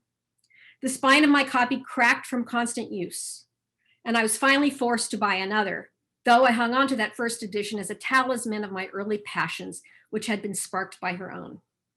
Her heroes became mine. I was dazzled by her intellect and analytic ability, but also by her passion for aesthetic adventure. She made experimental dance seem like the most exciting and interesting thing going, and a model for a kind of life in which artists became the key to infinite intellectual excitement and unbounded sensory delight. If you did it right like Sally, a bloodhound on the trail, there was always going to be something new beckoning just beyond the bend. She cracked open for her readers and her colleagues the pleasure to be had in following artists into difficult and perplexing work. And once she showed you how to do it, and how much exhilaration there was to be had once you started down that road, you realize that this was an infinite progression, deeper and deeper into ever more challenging and unfamiliar performance. What would have been missed without Sally's eye? The joy she radiated was reflected in her writing, which had a generosity toward artists that is too rare in criticism. She covered all sides of the territory, and she made no distinction as to the worth of one thing over the other. In Sally's cosmology, street dance was as stylistically sophisticated, as historically complex, as culturally signifying, as worthy of study and respect as concert dance. There's no question that the narrative arc of American concert dance history would be differently perceived, differently told. Her own thinking about Judson and its offshoots was so influential that it became the master narrative of the movement, as it remains bedrock today. And her politics of radical inclusion became embedded in the dance world and in the stories she told about it. And I believe actually that dance itself would have been different. In telling the story in the way that she told it, she foregrounded new lines of the family tree for younger artists to follow, and follow they did. We're all grateful for that. Thank you. And now please welcome Tommy DeFrance.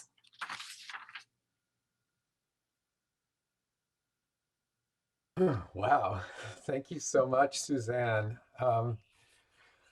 I imagine myself as something of an outlier in this company here, as my connection to Baines was always at a distance, personally, but surely aligned in possibilities toward our shared work in dance studies. 5 reflections then, from my point of view, on the huge impact that Sally continues to have.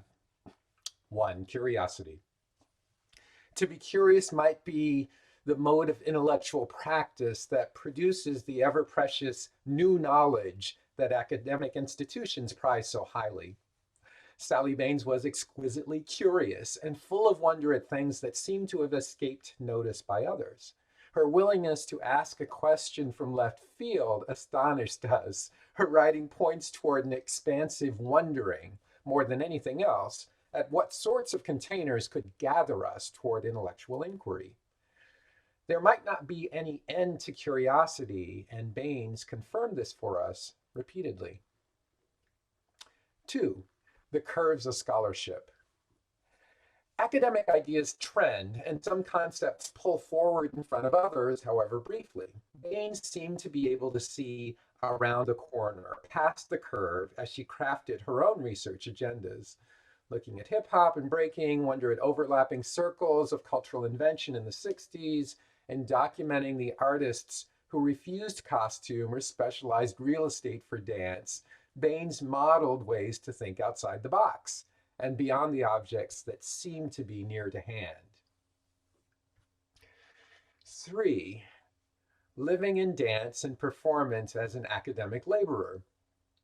I feel closest to Baines as someone who works constantly and with a demonstrated commitment to expanding possibilities for other sorts of research. Baines would go to every conference and performance that ever was, it seemed, and arrived intent to match the vibrational energies of the performers she witnessed. She wrote, practiced, restaged, and wasn't afraid to give the movement a go. Our work as researchers in dance presupposes a willingness to sweat in the dirt or on the dirty floor at times, and then in the next breath, to defend the intellectual properties of dance and its study among engineers and scientists who have forgotten to care about embodied expression. Baines was always there, ready to offer a relevant repost or snapback when the less enlightened scholars would try to contain dance in the spaces of the decorative. Academic labor is work, and Baines never shirked this charge. 4, about the elephants. Okay, I don't have the details, of course, and I never actually looked at the research dossier. The hyperbole is better, I think. We're invited to work on a project for the Balanchine Foundation, popular Balanchine, concerned with the ways in which the choreographer made dances for general audiences rather than the specialized publics who might attend ballet. We are a largish group of researchers, each assigned to a particular show in the project. Baines isn't part of the group at first, as I recall, but then she is, joining us, smiling mischievously as we share basic information about our various tasks. When we turn to Sally to ask what she's working on, she tells us the circus polka and Balanchine's choreography for the elephants. I think, but of course, beyond the human as the register for dance, ahead of the curve. 5 of 5, Balanchine and Black Dance. We didn't always agree. I was a younger researcher when we met, and I wasn't yet able to articulate the places that I wanted to challenge Baines in her academic formations. Her Balanchine and Black Dance essay, published back in 1994, for example, makes claims that I can now push back on 25 plus years later. And now that I'm ready, I'm sure that Sally is too. And in an essay about to be published later this year, I engage her ideas with some resistance and with elaborations that I feel are important to grounding how we might think about the protean capacities of Black dance and how Balanchine had extremely limited access to these modes of creative address. I want to think that Sally will perk up at this provocation and that she will cheer us all on as we continue to explore the roots of academic inquiry that she opened for so many of us, and as we engage discourse that she encouraged to propel us towards each other still. And now please enjoy a tribute from Elizabeth Suritz, read by Lynn Garafola. Elizabeth Suretz, the author of Soviet choreographers in the 1920s, which Sally edited, has asked me to read this brief reminiscence. Sally and her husband Noel rented an apartment on the floor of my building in Moscow so Sally and I could work together.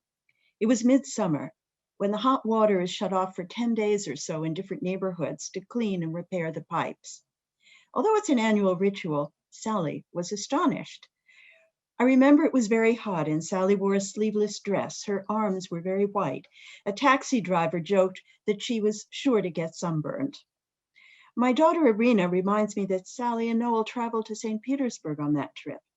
Noel hated the splendor of the palaces there. Too much money spent on them, he said. I introduced Sally to Natalia Sheremetyevskaya, a specialist on estrada, or variety theater, to help with Sally's reconstruction of Eisenstein's Carmen dance called The Last Conversation. I have many of Sally's books, which I treasure, and am grateful for her help in bringing Soviet choreographers in the 1920s to an English-speaking audience. And now, please welcome Judith Chazin-Benahum.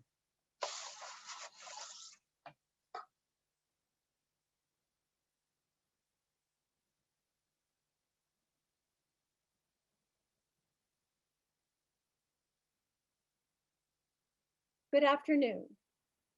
This is a great pleasure for me. The whole day is spectacular in every way possible.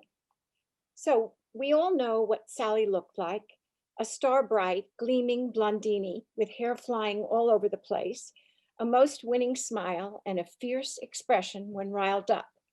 From the moment I met her, I was intrigued. She spoke forcefully about anything that impassioned her, and she was usually right. A firebrand, a meteor in her career, she sought the truth fearlessly, as everyone has mentioned, sometimes stepping on people's toes. I met Sally at a Society of Dance History Scholars conference in the late 80s, but really got to know her and worked closely with her when I was chair of the editorial board and she was president of SDHS in 1996.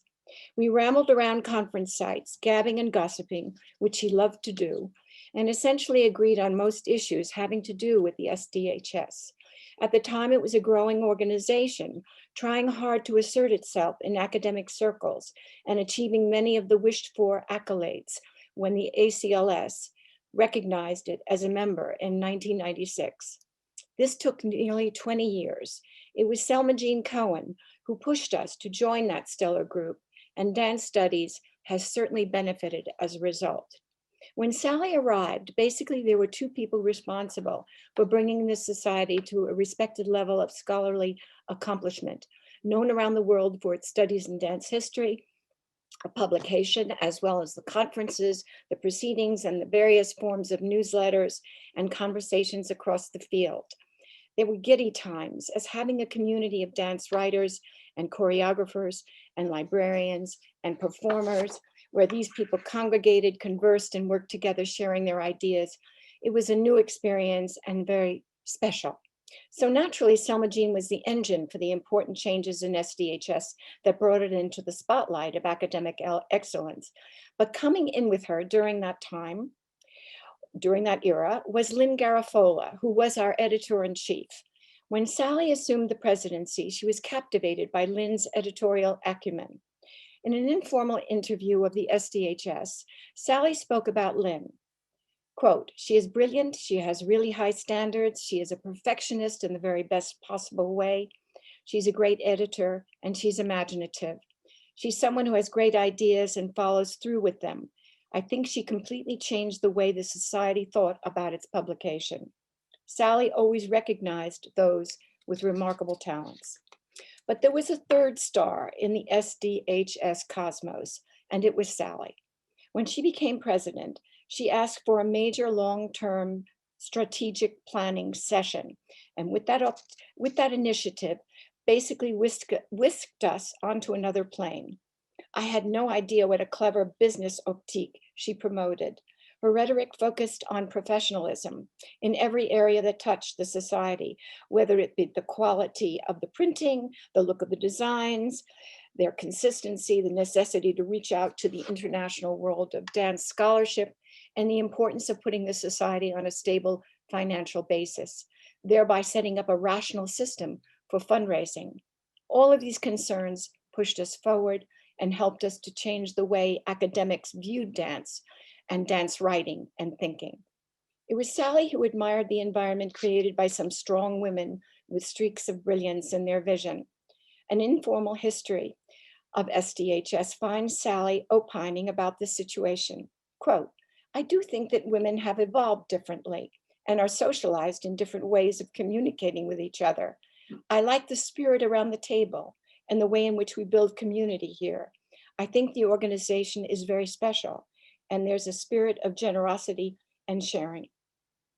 The other major discussion that occurred during Sally's reign was the emergency of the digital world and publications.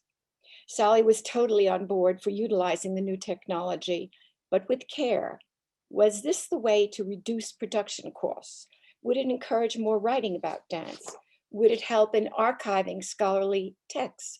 In short, would it be a kind of panacea to many of our concerns? And perhaps she'd say the answer was both yes and no. After our extensive discussions before the conference, the SDHS board would steep itself in various presentations and try to concentrate on how dance history is changing and growing its philosophies. Sally and I hung out together after a few of the conferences, checking out the sites and especially the clothing stores and boutiques. She was really a fashionista, loved looking at shop windows and roaming around women's wear departments. In Minneapolis, we both had time before our planes took off and decided to walk to the incredible mall. And what a treat. Sally zoomed through slacks and shirts and dresses, trying on stuff while I held her coat. As she was busy choosing what she wanted, we also talked and talked, mainly about the people she worked with and her travels. She spent time in Russia, visiting Elizabeth Suritz, whom she adored. She had written about Serge Eisenstein's Carmen Ballet for the SDHS conference. Interestingly, she brought money to Russia that at one point she showed me, a large packet of dollars going to Elizabeth to help her with her essential needs. What a generous soul Sally was. Needless to say, she was a Renaissance woman, Sally, interested in and writing about and loving dance and a vast spectrum of events that captivated her. We shall miss her joie de vivre and her passions. And now please welcome Linda Tomko.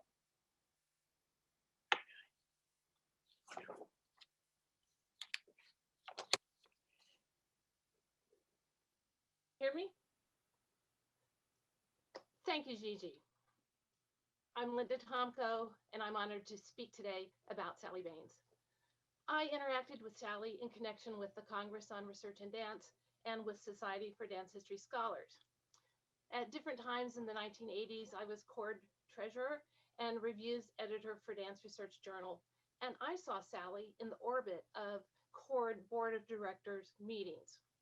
She was full of light, energy, and in the words of one of her own book titles, effervescent.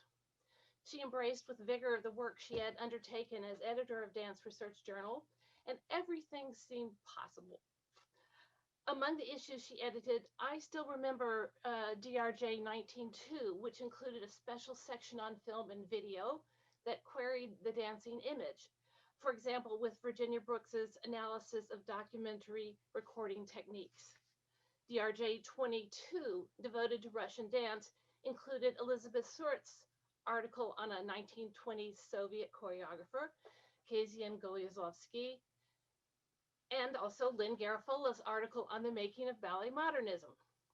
And the double issue, 17.2.18.1, had a special section, Dancing into Marriage, collected papers on Jewish wedding dance edited by Judith Bryn Ingber. Each of those DRJ issues brought forward topics that absorbed scholars' attention in the coming decades. In the 1990s, Sally Baines, among other things, served as president of Society for Dance History Scholars from 1995 to 8. I followed her as president, taking office in 1998.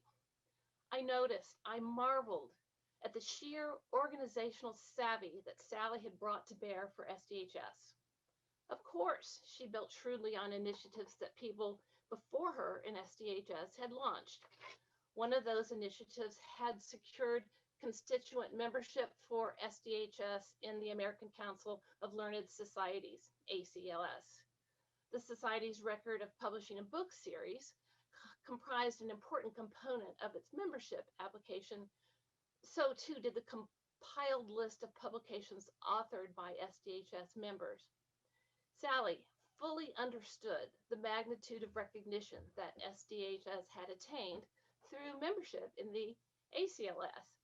And I noticed the steps she took to amplify SDHS, to communicate what it comprised, both to the ACLS and to the members of SDHS. Today, it's easy to take for granted the vibrant websites that scholarly societies maintain and the ready means they provide to advertise coming events, post calls for papers, announce publications, and catch up on news. But it can help to remember that in the mid-1990s, when email was gaining traction as mode for communication, the annual conference and business meeting were still prime means for society members to interact professionally, to present their research live, and to recognize the achievements of fellow members. What I saw was Sally Baines mobilizing the annual conferences as event and as opportunity.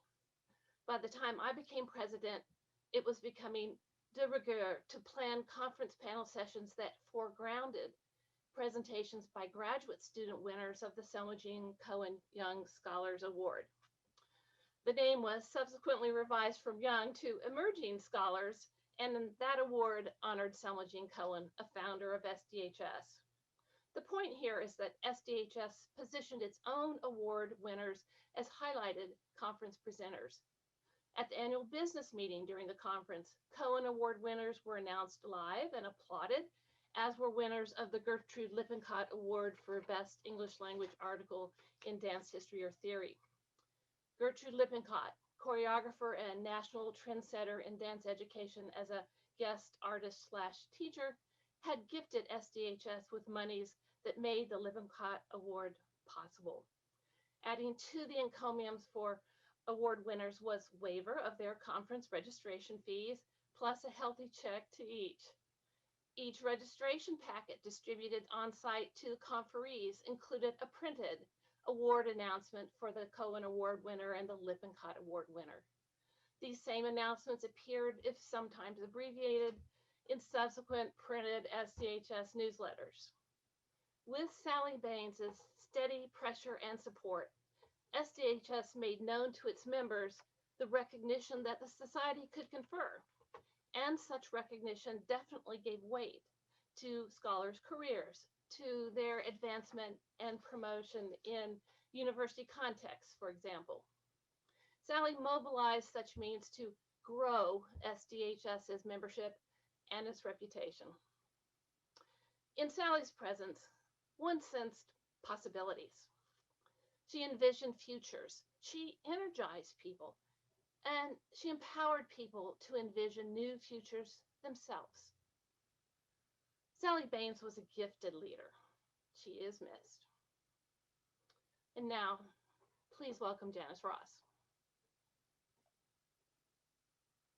Thank you very much, Linda. I appreciate it. I first met Sally Baines in the summer of 1977 at the American Dance Festival at Connecticut College in New London. Sally was assisting Deborah and Marcia in running the NEA-funded Dance Critics Institute, a 2-week immersion in dance journalism. She was just finishing her MA at NYU, and she was already a phenomenon. Funny, warm, possessed of incredible physical energy that you've already heard a lot about this afternoon, and a voracious intellect and intellectual stamina. She, Mindy Aloff, and I shared a drive and a room when the conference decamped for Saratoga Springs to see NYCB in its summer residency there. It was the summer of Balanchine making Vienna waltzes. I remember Sally suddenly swerving her car to the shoulder as we glimpsed dancers posing in the woods for publicity photos among the trees surrounding the Performing Arts Center. All forms of dance, from pedestrian postmodernism to breaking and neoclassical ballet, captivated her. Over the more than 35 years of our friendship, I, along with the fields of dance history, dance criticism, performance studies, watched Sally's meteoric rise as a dance scholar and her prodigious publishing pace, which we've all commented on. She was brilliant at sensing the next direction of the field of dance studies before anyone else had even digested where we were in the present. She wrote postmodern dance into history. And she did it with a participatory richness that modeled engaged ethnographic scholarship long before the field itself had really embraced that methodology. I still hear her voice, the energetic, breathless rush of enthusiasm with which she always spoke. It was as if the discipline of shaping thoughts into words was always just a bit too slow for the pace of her mind. Nothing slowed her down or interfered with her performance going. Many of us knew she had diabetes. And I remember once being with her and a group of dance critics in Los Angeles in 1984 at the first Olympic Arts Festival. We had just been bused to some remote windy bluff to watch a site-specific work when she suddenly confided she urgently needed an insulin shot. She swiftly assembled 5 or 6 of us to stand in a tight circle around her, like an improvised curtain. And she tugged down her waistband, gave herself an injection, and then nonchalantly resumed figuring out the best viewing angle for the performance. I remember visiting Sally and Noel in Madison many times in the 1990s, and once asking to see Miss Dobler's iconic skeleton for a book I was writing about her then. Sally confided that the skeleton was indisposed, out for repair, she said. And then she admitted in a whisper, because we were in her office in the dance department then, that she had recently hosted Tim Miller for a residency and had given him free rein of the dance storage room where the precious skeleton had been stored. And in a wild improvised performance Tim did, he had accidentally broken the skeleton's hand. But that was Sally, history colliding with the live moment, a love for the rawness of the event, right next to a deep respect for the tidy fixity of the archive. Sally always seemed to be humming around the margins of everyone's new scholarship, it seemed to me. I remember as I pursued my research on Anna Halprin for my next book, Sally pulled off an honorary PhD for her from UW-Madison in 1994, only the second one the university had awarded to a dancer, Dobler having been the first decades earlier. Sally was also very important in modeling for me how to negotiate the tricky politics of fractious dance departments, of which she had far too much experience. I'll end with Sally's own prose about dance. In an observation about Trisha Brown's work, which I think also speaks to the grace and illumination of Sally's own scholarship, she once described Brown's dances as, quote, like docks along different channels of investigation. The dancing and the processing of choreography go on. The performances fix the flow just long enough to let the world catch a glimpse, close quote. I think Sally essentially did that with dance for her students, her colleagues, the field, her publics. She fixed the flow long enough through her brilliant analytic prose to give the world a glimpse of what had been hiding in plain sight. A mutual friend once remarked that Sally seemed to have lived a full scholarly lifetime by the age of 52, when she suffered her career-ending stroke. But Sally's trajectory hinted at her achievements as still only the beginning of what she might have done. I think we're both tragically the poorer for her loss, but incredibly richer for her work. And now I'd like to introduce Ninochka Benahum, a colleague and friend. Thank you, Janice. That was beautiful. Thank you, Lynn. Thank you. I'm so moved by what everybody has said. In the spring of 2002, I bumped into Sally for the last time. She was walking up Broadway in the Village, her village. And when I caught sight of her, her beautiful bouncy hair, impossible to miss in a crowd, I called out, "Sally, Sally," but she didn't hear me. So I picked up the pace, but lost her as she turned left into a building on Broadway. It was a familiar sight, the Tisch building at 721. In hot pursuit, I started running, a chance to see Sally.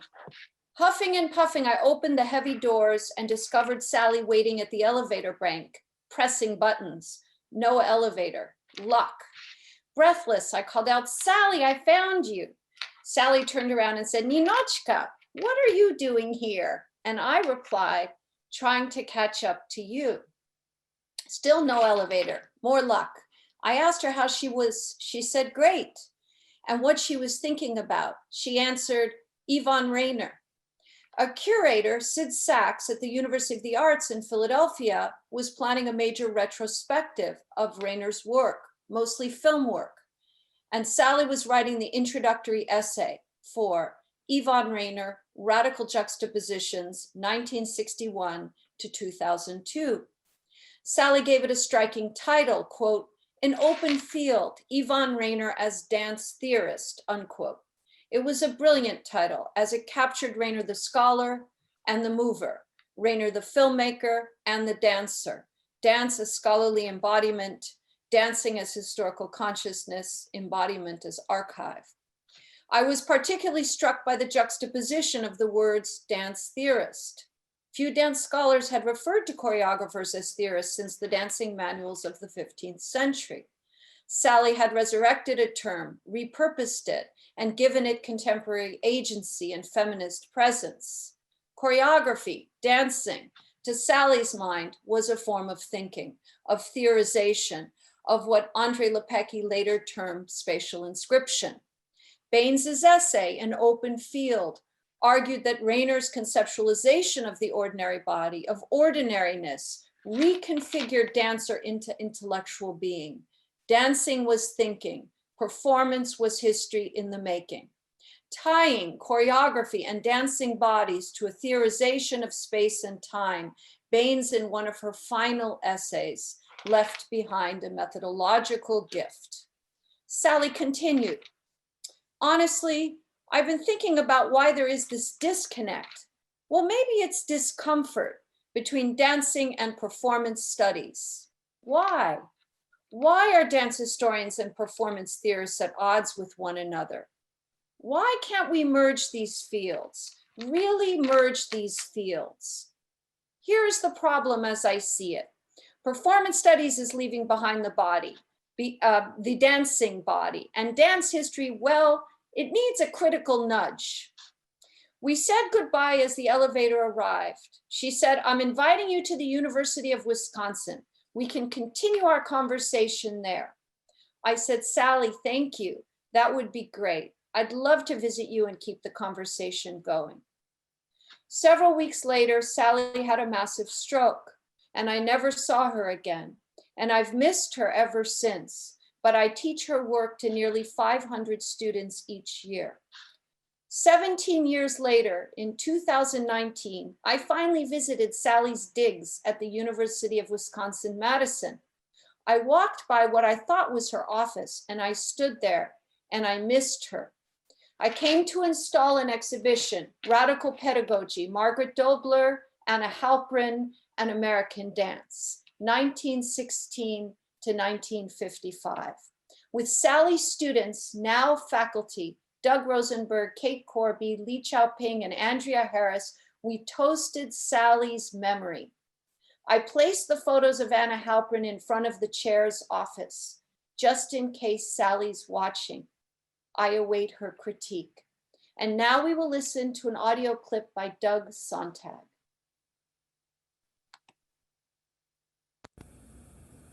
This is Douglas Sontag. I began working at the National Endowment for the Arts in the dance program in 1986 as the site visit coordinator, and I was lucky enough to encounter Sally Baines as one of our site visitors. Of course, she wrote beautifully on all forms of dance, but it was so lucid and beautifully crafted and fair that you could see the dance coming off the pages of her work. Her background was so broad, there was no technique or genre that she couldn't evaluate. In 1989, our telephone friendship became an in-person friendship when Sally began a 3-year stint as a panelist in addition to still working as a site visitor. This was in the days when panelists were locked in a room and tasked with plowing through hundreds of applications. The thoughtfulness and thoroughness that Sally brought to the evaluation of applications represented public service of the highest order, and for that I will always be grateful. Thank you for letting me share this side of Sally with you.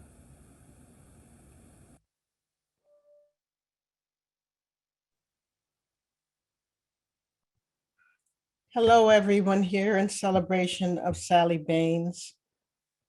My name is Anita Gonzalez, and I'm here to talk about her mentorship. I met Sally in 1994 at the University of Wisconsin when I matriculated there as a graduate student. For years, she nurtured my interest in experimental theater, dance, and anthropology. Even though I matriculated for a degree in theater, Sally assured me that my interdisciplinary work in dance ethnography would find a home in the newly emerging field of performance studies. My research was primarily about Mexico, and I came to graduate school after working at the dance collection at the New York Public Library and completing Fulbright grants in Latin America. But I didn't understand how to connect the dots across such varied disciplines. Sally encouraged me to take classes in visual anthropology, Spanish literature, and African American studies to broaden the scope of my inquiries. She was able to help me to contextualize festival performance as social activism. Sally was part of what I considered to be the first generation of performance scholars, and because she began her career as a journalist in New York City, she was aware of my association with urban bushwomen, a group she called postmodern, although at the time I wasn't sure what that meant. I did understand that she viewed the work of African American artists and respected their perspectives. Even though I was in theater, Sally kept me closely aligned with the dance department, encouraging me to develop creative projects and to continue to teach while I studied. I most appreciated her approach to performance studies and scholarship in general because she foregrounded performance as embodied practice while expanding the boundaries about how theater and dance might be conceptualized. At that time, emerging performance studies scholars were exploring this constructed nature of gender and dance. So when I completed my coursework in 1997, Sally led my dissertation defense committee, and I'll never forget how she responded. I was nervous. I was pontificating about the construction of Blackness. I explained how Blackness, especially in Latin America, was a fluid identity category without a fixed meaning. And when I finished, Sally, in her sharp, astute way, asked, "Well, Anita, if Blackness is constructed, then what will you teach after you receive your PhD?" I was shocked. In some ways, she was reaffirming essentialism, and in other ways, she was forcing me to face the reality of the job market and the racial constructions of the time that expected me as a former Black urban bushwoman dancer. I don't remember my answer, but I passed the defense. And afterwards, Sally took me to dinner. Over wine and food, she told me something I had not known throughout the entire 4 years of working for her. I was the first PhD to graduate under her tutelage. But that was only the beginning of Sally's mentorship. My strongest memories are of the way in which she shepherded me through the profession and into the Society of Dance History Research. She invited me to the board of directors at a time when I was new to the field and not at all sure about how I might situate myself in the academy. Through the organization, I met a collective of primarily women scholars who would model professionalism and advocacy for me. Many of them are here in this Zoom room. Working with stellar women writers who were also academic leaders helped me to realize possibilities for artistic and scholarly growth within the field of dance studies. It also provided me with a network of mentors. Going to conferences and meetings with Sally was a lesson in diplomacy, pizzazz, and critical thinking. She taught me to listen and challenge ideas when necessary.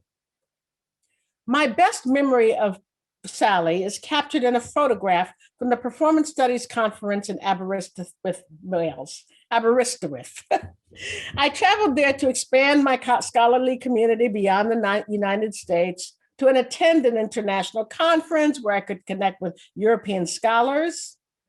In this photograph, there are 3 junior scholars standing on the street, lined up next to Philip and Sally Auslander.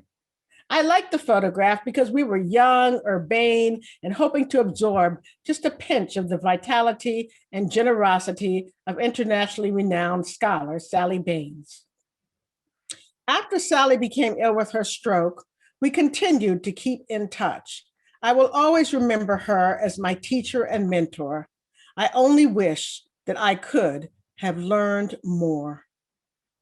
If you'll give me a chance, I think I would like to share the picture, if I can, with you.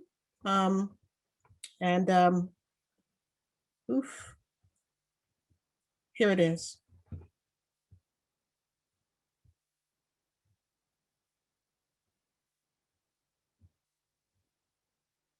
Sally Baines, Phil Auslander, James Fries, myself, and a scholar whose name I don't know, who was attending the conference. Thank you.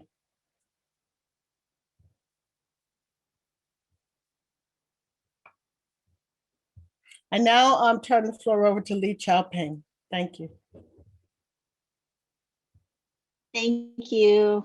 I am so humbled to be here. I met Sally in 1993, and she was already a star. I got the job announcement for the tenure track assistant professor job at UW-Madison, where Sally Baines was the chair. And the fact that Sally taught at UW made the place so important in my eyes. It said something about the kind of institution this was, and that it would support originality and strong women's voices. I didn't realize how lucky I was at the time until after the strokes to get to know Sally and spend time with her. She had needs about her that made the fact that she was so brilliant less intimidating. She and Noel were so generous with their company, food, wine, great conversations, all things dance, art, film, ideas, cats, talks about India, Ganesha, Russian nesting dolls, perfume, therapy, chit chat, and even girl talk. She encouraged me. I don't think she doubted my big or small experiments, or that I could or would or should do the things that I wanted to do or try out. She really understood what I was doing and lifted me and my work up. She and Noel were family. They came to our wedding, to our son's birth. They became Jacob's godparents, his art parents. After Sally's strokes, I tried to share my trauma tips with her, but mostly I quietly hoped for a medical miracle to wake her from the spell that trapped her, and I mourned. I missed her twinkly eyes, her wild curly hair, her perfume and leopard prints.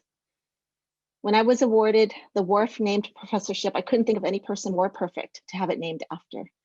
I was able to contact Noel last April about naming it after Sally, and he replied in such a generous way. He said that after he talked to her about it, that it made her smile, that she remembered me, that this news made her demonstrably happy, and that this was the most responsive that she had been in many, many months.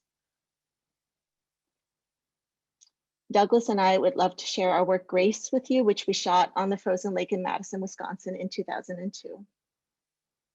Thank you.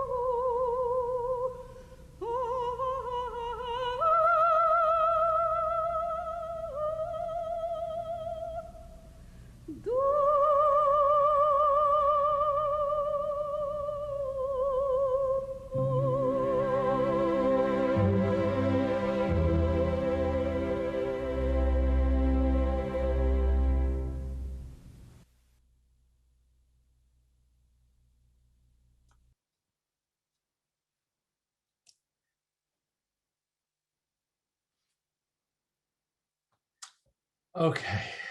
I hope I can get through this. So what a wonderful tribute to our dear friend, Sally Baines. Thank you to Lynn, Wendy, and Mira, and all who helped put this tribute together. And I hope I can say this, and I don't think it would be lost on Sally, that women are still doing much of the heaviest lifting in dance. So it's really a privilege to be included here.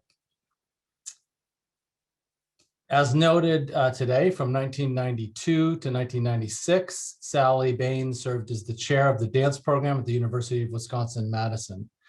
She came to the dance program after the publication of a number of her seminal works that illuminated the work of the Judson Dance Theater, experimental performance, and interdisciplinarity generally, that collectively expanded our understanding of postmodern dance and at its point of origin. Thus, Sally brought an embodied sensibility to her scholarship and to her leadership of the dance program that was grounded in the most sacred days of avant-garde dance in New York City and in the crucible that formed the work of so many radical artists. Sally's understanding of the synergy between the radical questioning of form and tradition, along with her observation that such work was happening within the milieu, as she said, of artists and intellectuals, suggests a very specific multidisciplinary understanding of the world. It was with this consciousness of this particular juxtaposition that, while chair of the UW dance program, she often alluded to Margaret Dobler's ideas about dance, as noted by dance historian Janice Ross in Experiences Dance, and the development of the thinking dancer. Someone mentioned that earlier today. And further, Dobler's ideal of democracy in dance education dovetailed with Baines' own understanding of and writing about the democratic possibilities of dance and choreography. She was a gracious mentor and a friend who made everything possible for many of us who were lucky enough to know her. Sally hired Li Xiaoping, shortly after she became chair of dance at UW, as she set about creating a diverse and impactful program that reflected her unique understanding of the dance world writ large, that included the blending of dance with the nascent technologies of the time. I came along to Madison with Xiaoping, and Sally immediately embraced my work and graciously mentored me in every way possible, supporting my earliest efforts to define the field of screen dance. And by the way, Sally and Noel made the first historical documentary on dance for the camera for PBS in 1982, which I will add began with images of the Native American corn dances in the Southwest, which was a brilliant observation on their part. Reading her books inspired me in ways I could not have imagined, and having the opportunity to then discuss what I had read with her over dinners or in hallways changed the course of my life, I'm sure. In one of our conversations or another, Sally and Noel suggested that I should write a book about screen dance, and they told me how. They said, plan a class of 15 weeks, write 2 lectures a week, and at the end of the semester, I would have an outline for a book. And they would both attend each class meeting, which they did for an entire semester. And I must say I was more than a little bit nervous at the start of each class, and at the end of the semester, I had what seemed like an unintelligible mess of ideas. But Sally read and reread my work in progress and asked me leading questions like, can music video be screen dance? Can breakdancing be a part of the argument, or Hollywood musicals? To have Sally as a friend and as a colleague changed my life.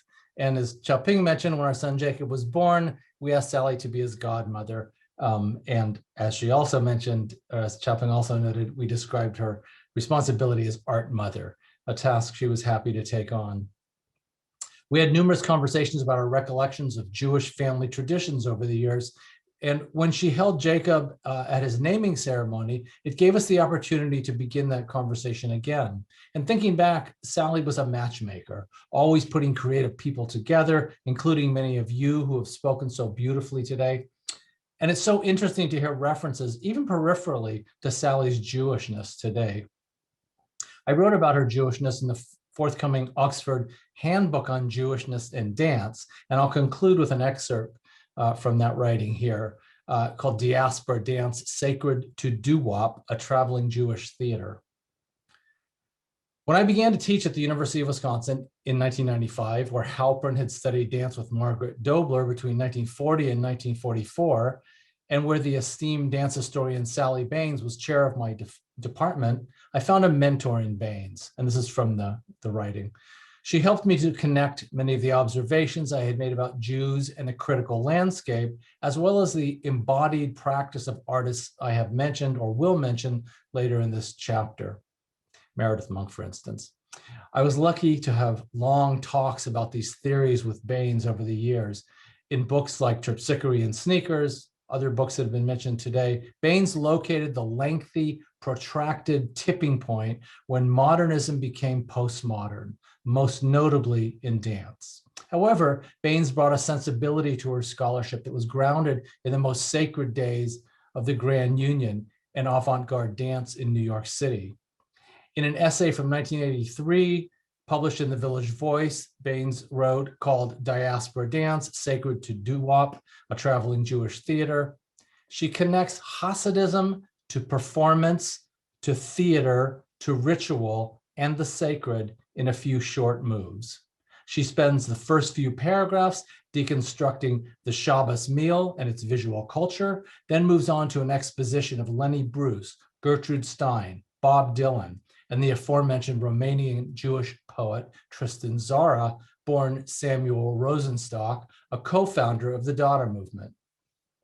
Finally, she arrives at her review of Corey Fisher's A Dance of Exile, after citing the poet Jerome Rothenberg's A Juxtaposition of the Living Theater's Paradise Now, and the 18th century mystic Nachman of Bratslaw's Vision Event, which reads like a conceptual piece by Yoko Ono. Baines was prescient in her understanding of the matrix of 20th century performative culture and its oscillation with the dance world. She was undeniably steeped in Jewishness in a way that so many contemporary secular Jewish academics are, as outsiders looking for the subversive and destabilizing forces that alter the landscape of contemporary dance and the arts and humanities in general.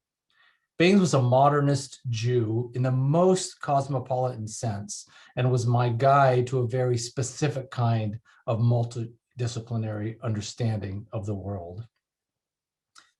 That's the end of that paragraph. So to conclude, I'm reminded how blessed I am to have spent time with Sally when our son Jacob shares a college paper he's written about feminism in avant-garde performance art, or every time someone says, "You knew Sally Baines?" What a delight to have been in Sally's orbit. May her memory be a blessing. And now we'll hear from Andrea Harris.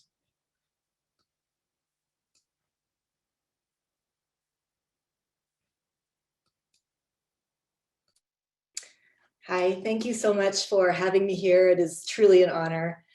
My name is Andrea Harris, and my first encounter with Sally was through her writing. Terpsichore and Sneakers was required reading when I was an undergraduate, but it was another one of her books that changed my life. It was the spring of 1998, and I was sitting in the theater at the University of Oklahoma, overseeing a tech rehearsal of the student dance company. I had just earned my MFA in dance, and I had a visiting position at OU for the year. I was the faculty member on duty that night, and I was using the time to read Sally Baines' new book, Dancing Women, Female Bodies on Stage. This was still at a time before dance studies had spread to most university dance departments across the US. In my experience up to that point, as a BFA and then an MFA student, dance history courses were not taught by historians. They were usually taught by technique or choreography faculty, which, at least in those years, tended to mean that dance history was taught in a very generalist way by people whose expertise was in another area of dance. This was the case at OU, where the single dance history course was taught by my colleague, a former principal with the Martha Graham Company, who didn't have a college degree and who confessed that when she was asked to teach the course, she didn't know there was anyone in dance besides Martha Graham. And this is an extreme example, but this practice was not uncommon back then when dance scholars were rare in university departments. So that was the backdrop against which I was in that theater in Norman, Oklahoma, reading Sally's Dancing Women. And I remember feeling that I wanted to be able to see dance like that. I wanted to be able to talk about dance like that and to be able to explain why dance mattered like that. At another memorial tribute held for Sally earlier this summer, Jennifer Fisher remarked that one of the landmark contributions of Dancing Women was that it gave feminist scholars a way to talk about ballet again. Indeed, Dancing Women made an important intervention in a critical discourse that, in the words of Alexandra Carter, had cast ballet as the epitome of patriarchal culture, and the ballerina as the representative of a male view of the world and women's place in it. Dancing Women was an important part of a counter move in dance studies that rescued the ballerina from the anti-feminist trash bin of dance history, and in so doing, ascribed more agency to all female dancers.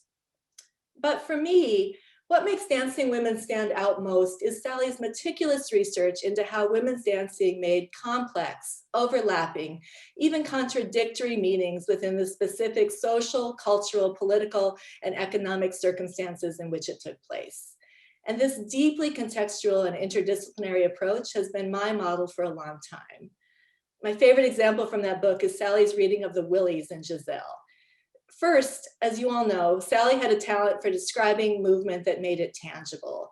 Her picture of the Willies' iconic arabesque penchés as insects skimming the lake's surface is forever in my mind when I watch this section. Then, drawing on Joellen Meglin's work on the Romantic Ballet, as well as literary and historical scholarship, Sally scaffolds this wonderfully multifaceted picture of all of the different groups of threatening, transgressive women in post-revolutionary France that the Willies would have referenced for their readers. The Willies called up armed mobs of revolutionary women activists, or cloistered nuns rumored to be lesbians, or the feminist movements calling for women's right to sexual freedom, equality, and divorce, or the growing population of single working women that was creating anxieties not only about the breach of gender and sexual norms, but also about population decline. And ultimately, in Sally's reading, the Willies and Giselle worked to calm fears about changing socio-political status of women and to reinscribe the status quo. It's a brilliant analysis and piece of writing. The year after I read Dancing Women, I left Oklahoma for the PhD program in theater research at the University of Wisconsin-Madison, and I became Sally's student. I also studied with philosopher Noel Carroll, her husband, who also became a very influential mentor. Sally and Noel took a nurturing, inclusive attitude to their mentees. I recall being invited to go with them to performances with dinners afterwards to discuss. After Sally's death this summer, my friend Kristen Hunt, who is also Sally's student, she's now a professor of theater at Arizona State University, remembered with me the great enthusiasm Sally had for learning new things and her willingness to dive into uncharted intellectual territory. And we noted what a joyful alternative that is to the all too familiar imposter syndrome that still feels so prevalent for academics, especially women today. Sally's debilitating stroke happened as I was finishing my PhD coursework. Her last two graduate students were me and Jessica Burson, the remarkable dance scholar who also passed away recently. I did not get to work with Sally on my dissertation, but Noel brought me into two editing projects that helped me continue to work with Sally, albeit in different ways. First, I finished the anthology that Sally was working on at the time, which was Reinventing Dance in the 1960s, Everything Was Possible. As a graduate student, finishing this book for Sally was my introduction to the field through her connections. I got to speak with dance luminaries, many of whom are here, including Joan Acocella, David Gordon, Deborah Jowett, Steve Paxton, Yvonne Rayner, Wendy Perrin, and Janice Ross, who had essays in that volume. Mikhail Baryshnikov wrote the foreword. And when he called me to discuss his edits, I happened to be at my parents' home for winter break. "It's Baryshnikov," my mom mouthed as she handed me the phone. When I answered, he simply said, "Hello, it's Misha," as if this were an everyday occurrence. After Reinventing Dance in the 1960s, Noel asked if I would edit a new collection of Sally's writings with her assistance. I think Noel and all of us hoped that if Sally spent some time with her own work, it would help her recover to some capacity. Sally and I spent hours sitting in her living room and her home office, both jam-packed with books and piles of her now untouched research, looking through her published and unpublished writings to make selections for that volume. "That one should go in," Sally would say, and even if she could not say why we put it in, she still had an intuition about what was important and meaningful about her work. She told me about Sophie, the character she and Ellen Mazer created in their task-based dances in the 1970s, who was sometimes a ballerina and sometimes a communist. She remembered meeting Noel while she was in New York, and she remembered thinking that if being an academic was so easy that all he had to do was lie around grading papers and eating bonbons, then she could do that too. Her sense of humor remained intact. The result of that process was Before, Between, and Beyond, 3 decades of dance writing, the last collection of Sally's work. For me, working on that edition was the intensive and close advisement with Sally that I had missed as a dissertator. Spending hundreds of hours reading and rereading her work was a kind of mentorship in itself that taught me a great deal about how to do close readings of dance inside historical contexts, and how to write about movement in ways that could bring it to life for the reader. As many of her students have also expressed, Sally's influence is indelible in my own work today. Like Janice Ross said a few moments ago, I still hear her voice. It is a powerful example to hold and to follow. And now please welcome Andre Lepecki. Thank you, Andrea. And thank you, Lynn Garfola, for the invitation. It's been very moving to be with all of you this afternoon. It's a great honor to be here. I met Sally Baines in November of 2000 at the Astor conference. I had been accepted to deliver a paper in a panel that Sally had put together on performing the sensorium. I had just started then as an assistant professor in performance studies at NYU, and to meet Sally Baines, whose status in our department was nothing short of mythological, was truly a momentous occasion. You see, one expects scholarship in dance studies to analyze, contextualize, and historicize dances and choreographies. However, once in a while, some truly extraordinary dance books achieve something else. Their analyses are so acute, the choice of materials so to the point, their insights so compelling and novel, that those books become the source for other kinds of revelations. Those few groundbreaking books do not offer just well-articulated readings of dance and movement. They also help initiate new dance movements. For me, Sally's Terpsichore in Sneakers falls in this category. A book that, while describing and historicizing and analyzing and contextualizing Judson and post-Judson choreography, actually created the possibility of inventing more and new movements and dances. I know for a fact that Terpsichore in Sneakers certainly gave rise to new motions, even if those new motions I can give an account of happened in the improbable and definitely very non-American context of Portugal in the 1980s. It was then and there that I first encountered Baines's Terpsichore in Sneakers, sometime in 1985 or 1986, when I was still living in Lisbon, just starting to become involved in experimental dance. It was my good friend, the choreographer Vera Montero, who one day showed me a copy of Baines's book. She had borrowed it from a friend who had managed to somehow import it from the US. That was before Amazon. That one copy was a kind of treasure in those days. It most likely was one of the very few, if not the only copy of the book in the whole country. It circulated from hand to hand amongst the small experimental dance community in Lisbon. Reading its chapters was to plunge into how new ideas for dance can be thematized in the context of their emergence. That one copy of Terpsichore in Sneakers, passing from hand to hand in 1980s Lisbon, became a portal, a passport, and a motor for some young dancers and choreographers looking for another way of conceiving and doing dance. But this capacity for Sally's scholarship on dance to actually bring more dance into the world was not just a Portuguese phenomenon.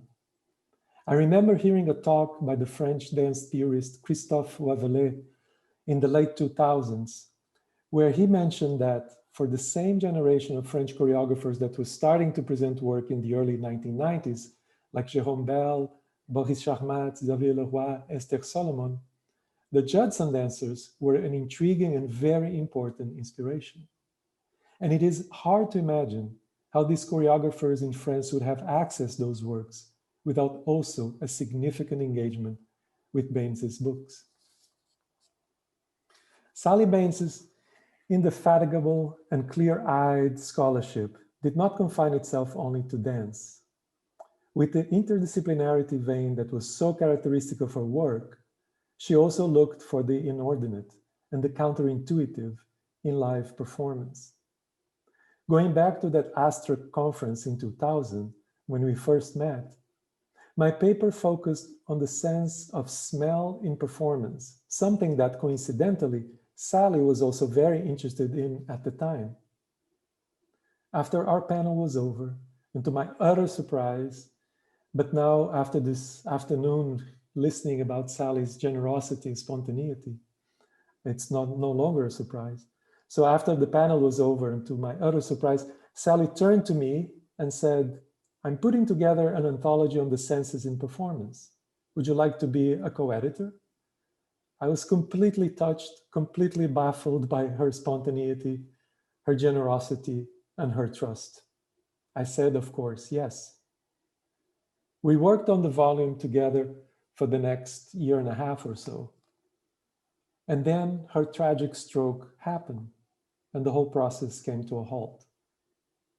But once news of Sally's illness reached our editors at Routledge, they immediately sent me an email stating that they would carry on with the publication for Sally.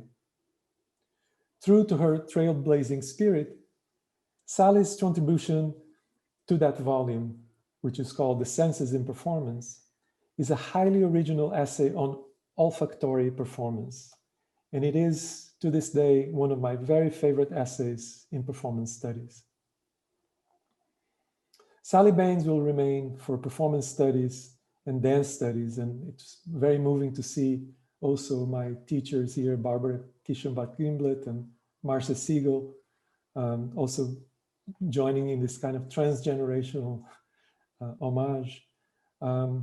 Sally Baines will remain for performance studies as a department and as a field, an example of a scholar who respected deeply, which means respected critically as well as affectively, not only the art and the artists who inspired her, but also their spirit. While she always made sure also that her readers always knew that through art and through dance, what also moves is the spirit of an era. And now, please welcome Yvonne Rainer.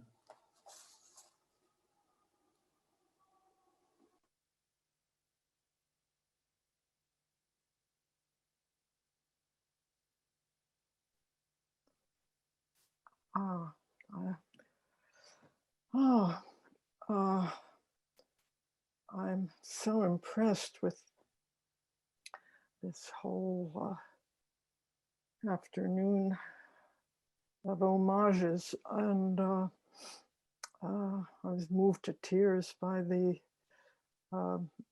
performance, the live performance in the field.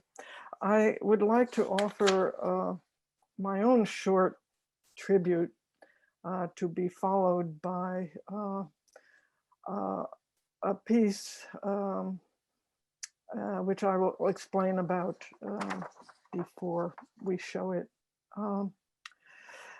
Sally Baines was an intellectual pixie, an omnivore, fecund writer, and avant-garde and popular dance detective. Early on in the 1970s, I became aware of her passion for dance when she came to interview me as I lay flat on my back convalescing from near fatal surgical interventions. The book that followed was Terpsichore in Sneakers, a compendium of my generation's challenges to our choreographic forebears. She subsequently produced a 16mm film of me performing something called Trio A, which, because I had not danced for some years while making films, would become an iconic but unfortunately flawed template for future reference. We remained good friends, although I must admit that I did not keep up with her prolific writing and interests, including her forays into Harlem to write about hip hop before it was even named. I have a vivid memory of meeting up with her, maybe in Paris, and accompanying her to an obscure museum to view a weird collection of preserved body organs and parts. She was interested in everything having to do with the body and movement. She had an adventurous spirit and infectious laugh, which several people here have remarked upon. By the time I returned to dance, she had succumbed to a stroke that affected her both in mind and body. I missed her then and miss her now. She made invaluable contributions to dance and cultural history. So I would like to show something. I was part of Richard Move's entourage about 15 years ago when he was invited to do a program that involved his impersonations of Martha Graham. And I was one of his satiric interviewees. I arrived there with some friends at Jacob's Pillow, and we got this idea of doing a short travesty on Move and on previous modern dance. And I wrote a script for it, and I took the role of a kind of master of ceremonies. And Wendy Perrin recently brought it to my attention. I'd totally forgotten about it. So we're going to show it now.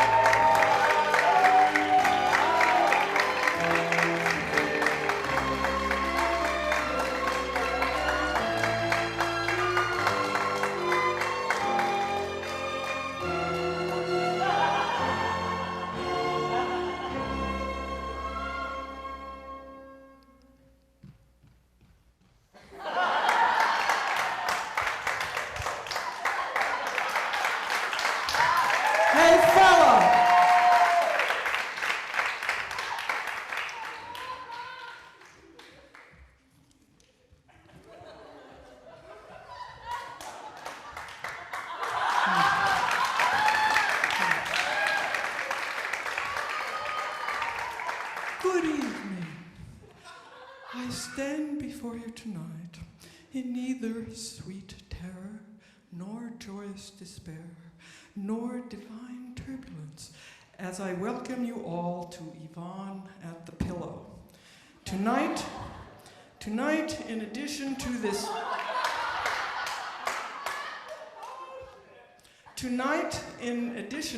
lack of terror, despair, and turbulence, we celebrate the end of dance as we know it. When I am asked how long I intend to keep this up, I say, in 10 minutes, I'm out of here.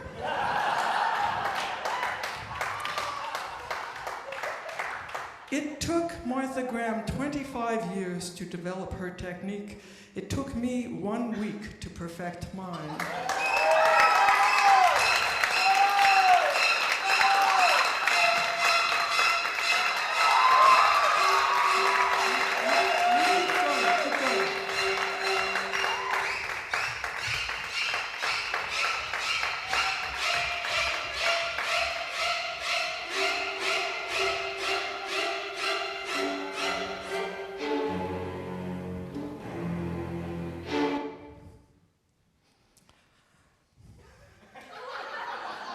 my work, you'll notice that the men are men and the women are women.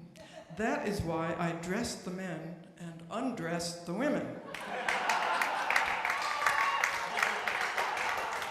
I'm pleased to announce that I have given Reed Hutchins a full scholarship to my school. I present to you now my retelling of the myth of Oedipus. I call it Journey to the Delicatessen. It begins at the moment the mother of Oedipus, Queen Jocasta, realizes that she has committed the terrible sin of incest with her own son, torn by her passion, her fear, her terror, her unbridled lust, her wanton desire, and what have you. All this stuff will drive this gal to her doom. The Greek chorus, played tonight by my company, the Hunchettes, represents the terrors we all have. They are symbols of evil and the repressed and imagined and reinvented and undigested and recovered memories of stuff we'd rather other people wouldn't remember. But you do remember, don't you? And when you do, you are in the delicatessen.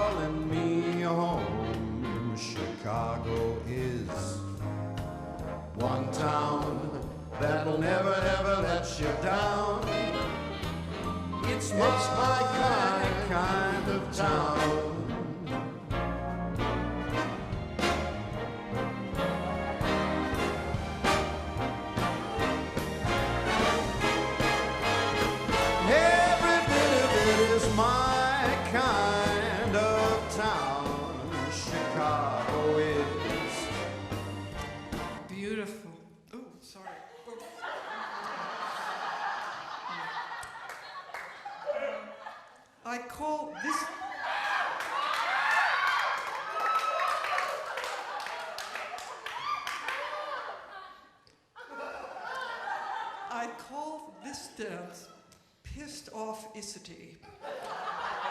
And I want you to know it was created 2 weeks before Martha Graham ever created her lamentation. Following the first performance of Pissed Off-icity, a woman came backstage, obviously pissed off.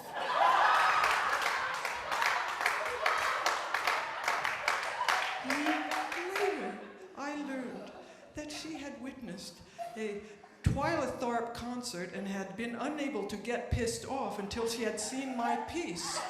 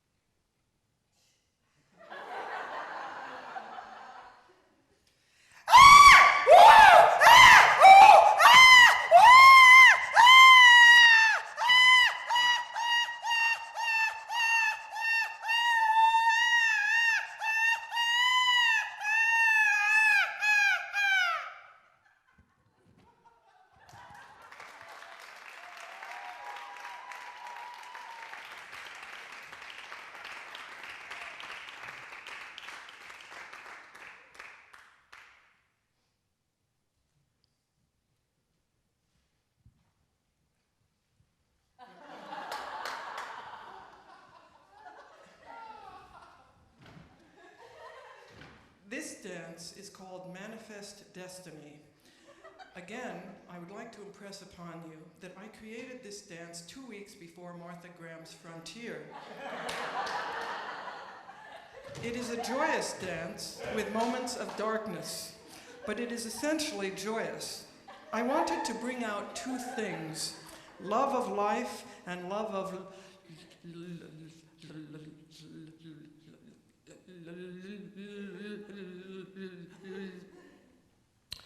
It is the revelation of an interior landscape that matches and reaffirms and recapitulates and reassesses the vision of a bride, a young girl who is seeing a great landscape for the first time. A landscape that is untrammeled, raw, at once empty and full, waiting to appease that voracious appetite for space, which is so characteristic of America and our American forebears, those peace-loving pioneers who saw this vast emptiness as a cornucopia to which they were joyously entitled once it had been emptied of its original inhabitants, and toward and through which they moved in their manifest destiny. And that concludes our little show.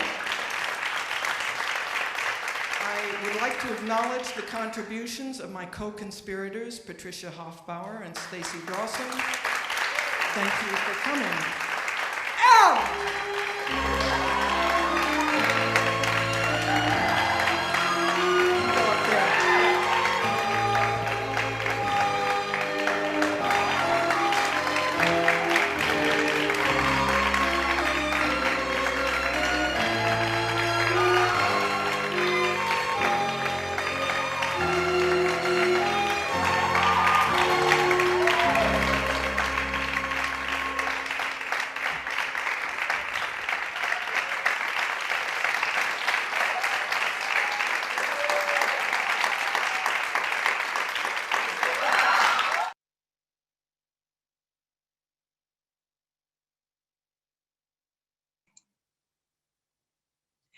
Thank you, Yvonne.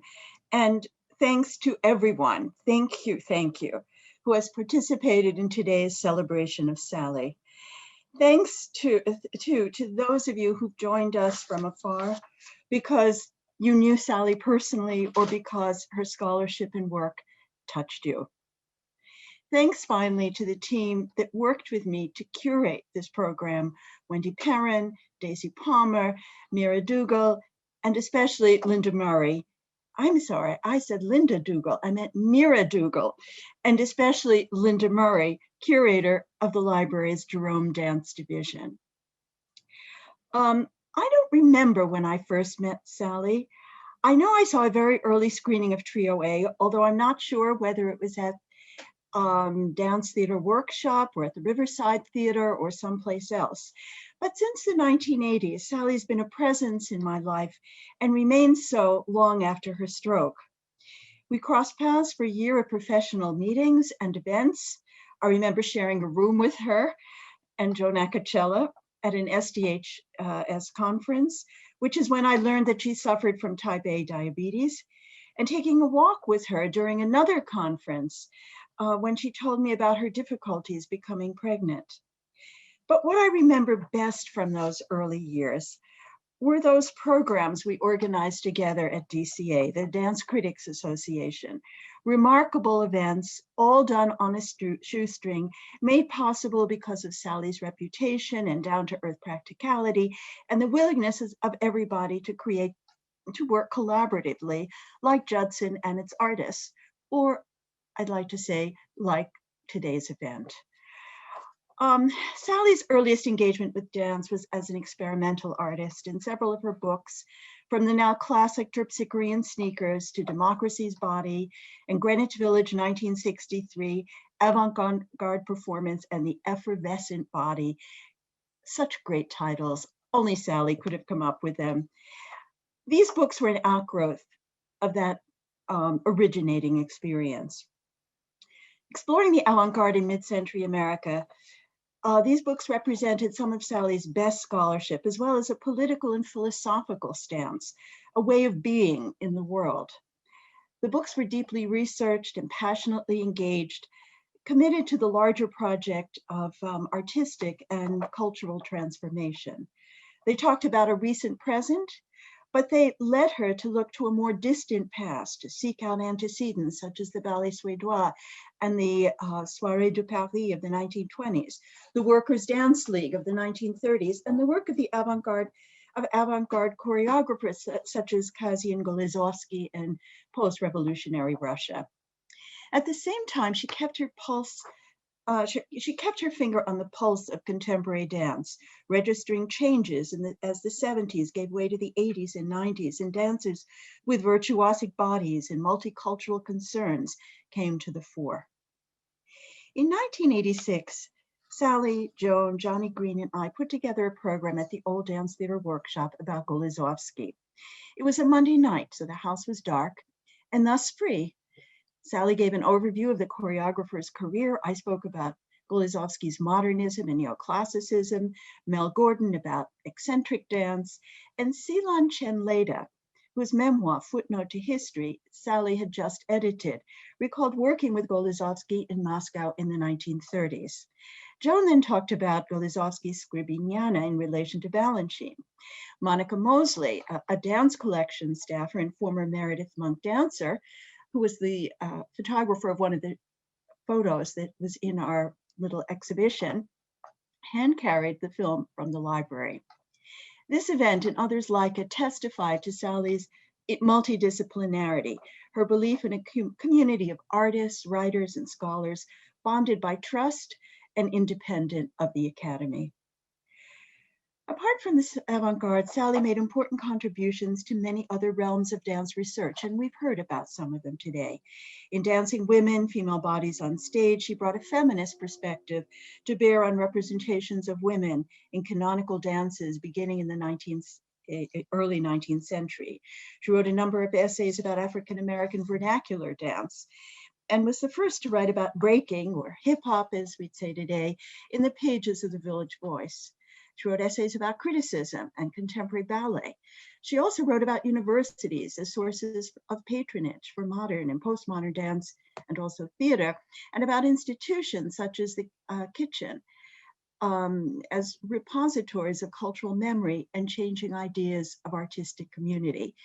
There was a great deal more to Sally than postmodern dance. As we've heard from so many today, Sally was an exemplary public citizen, serving on boards, doing site visits for NEA, and holding multiple leadership positions in professional organizations. She edited Dance Research Journal for several years, transforming it into an intellectually respected publication. She viewed editing both as a public service and as a way of learning more about dance, as if the articles she published were courses she had never taken. She was generous with both her support and her expertise when I became editor of the SDHS Studies in Dance History. She went hat in hand to raise money when this was short, as it always was, and she never took no for an answer. When a publisher threatened to reject a manuscript of ours, one ironically that is still in print, we put our heads together and volunteered our husbands to write an introduction. The press was delighted, and the book was published. Like so many who have spoken today, Sally was a mentor to me, although we were contemporaries and read and commented upon each other's writing. But I owe her a great deal. Although Sally liked to have fun, she never stopped working. Today we'd call her a workaholic. She had a membership at the United Airlines Lounge at Chicago's O'Hare Airport, so she could power up her computer as she waited to change planes to and from Madison. She was the first person I knew with that kind of a membership who wasn't a business traveler. Sally traveled nonstop, giving lectures, taking part in conferences, attending meetings, conducting research. Her commitment to her own scholarship and to the field of dance scholarship was total. Sally could be fierce in debate and didn't yield ground easily, a trait that was not always to her advantage. I like to think that she would have mellowed with age. Although Sally was a global citizen, Russia occupied a special place in her imagination.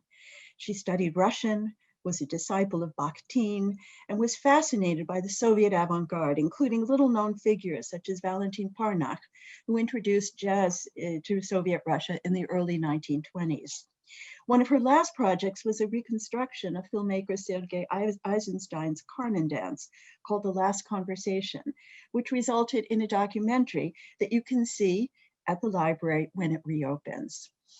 During the so-called era of stagnation, when Sally published her path-breaking books on Judson and the avant-garde, her work was ignored in the Soviet Union. However, that was remedied in 2018 when Terpsichore and Sneakers was finally published in Russian, enabling post-Soviet dancers and choreographers to understand not only the history of postmodern dance, but also something of their own path as artists. Sally's writings set a high benchmark for dance scholarship. They laid out histories and established canons. Several became classics. In the years to come, scholars will continue to grapple with Sally's writings, their influence, and their legacy. Today, however, we are here as a community both to mourn and to celebrate. Sally's life may have ended prematurely, but it was rich and generous, unstinting in its passion for dance in all its many forms. Thank you all, and stay well.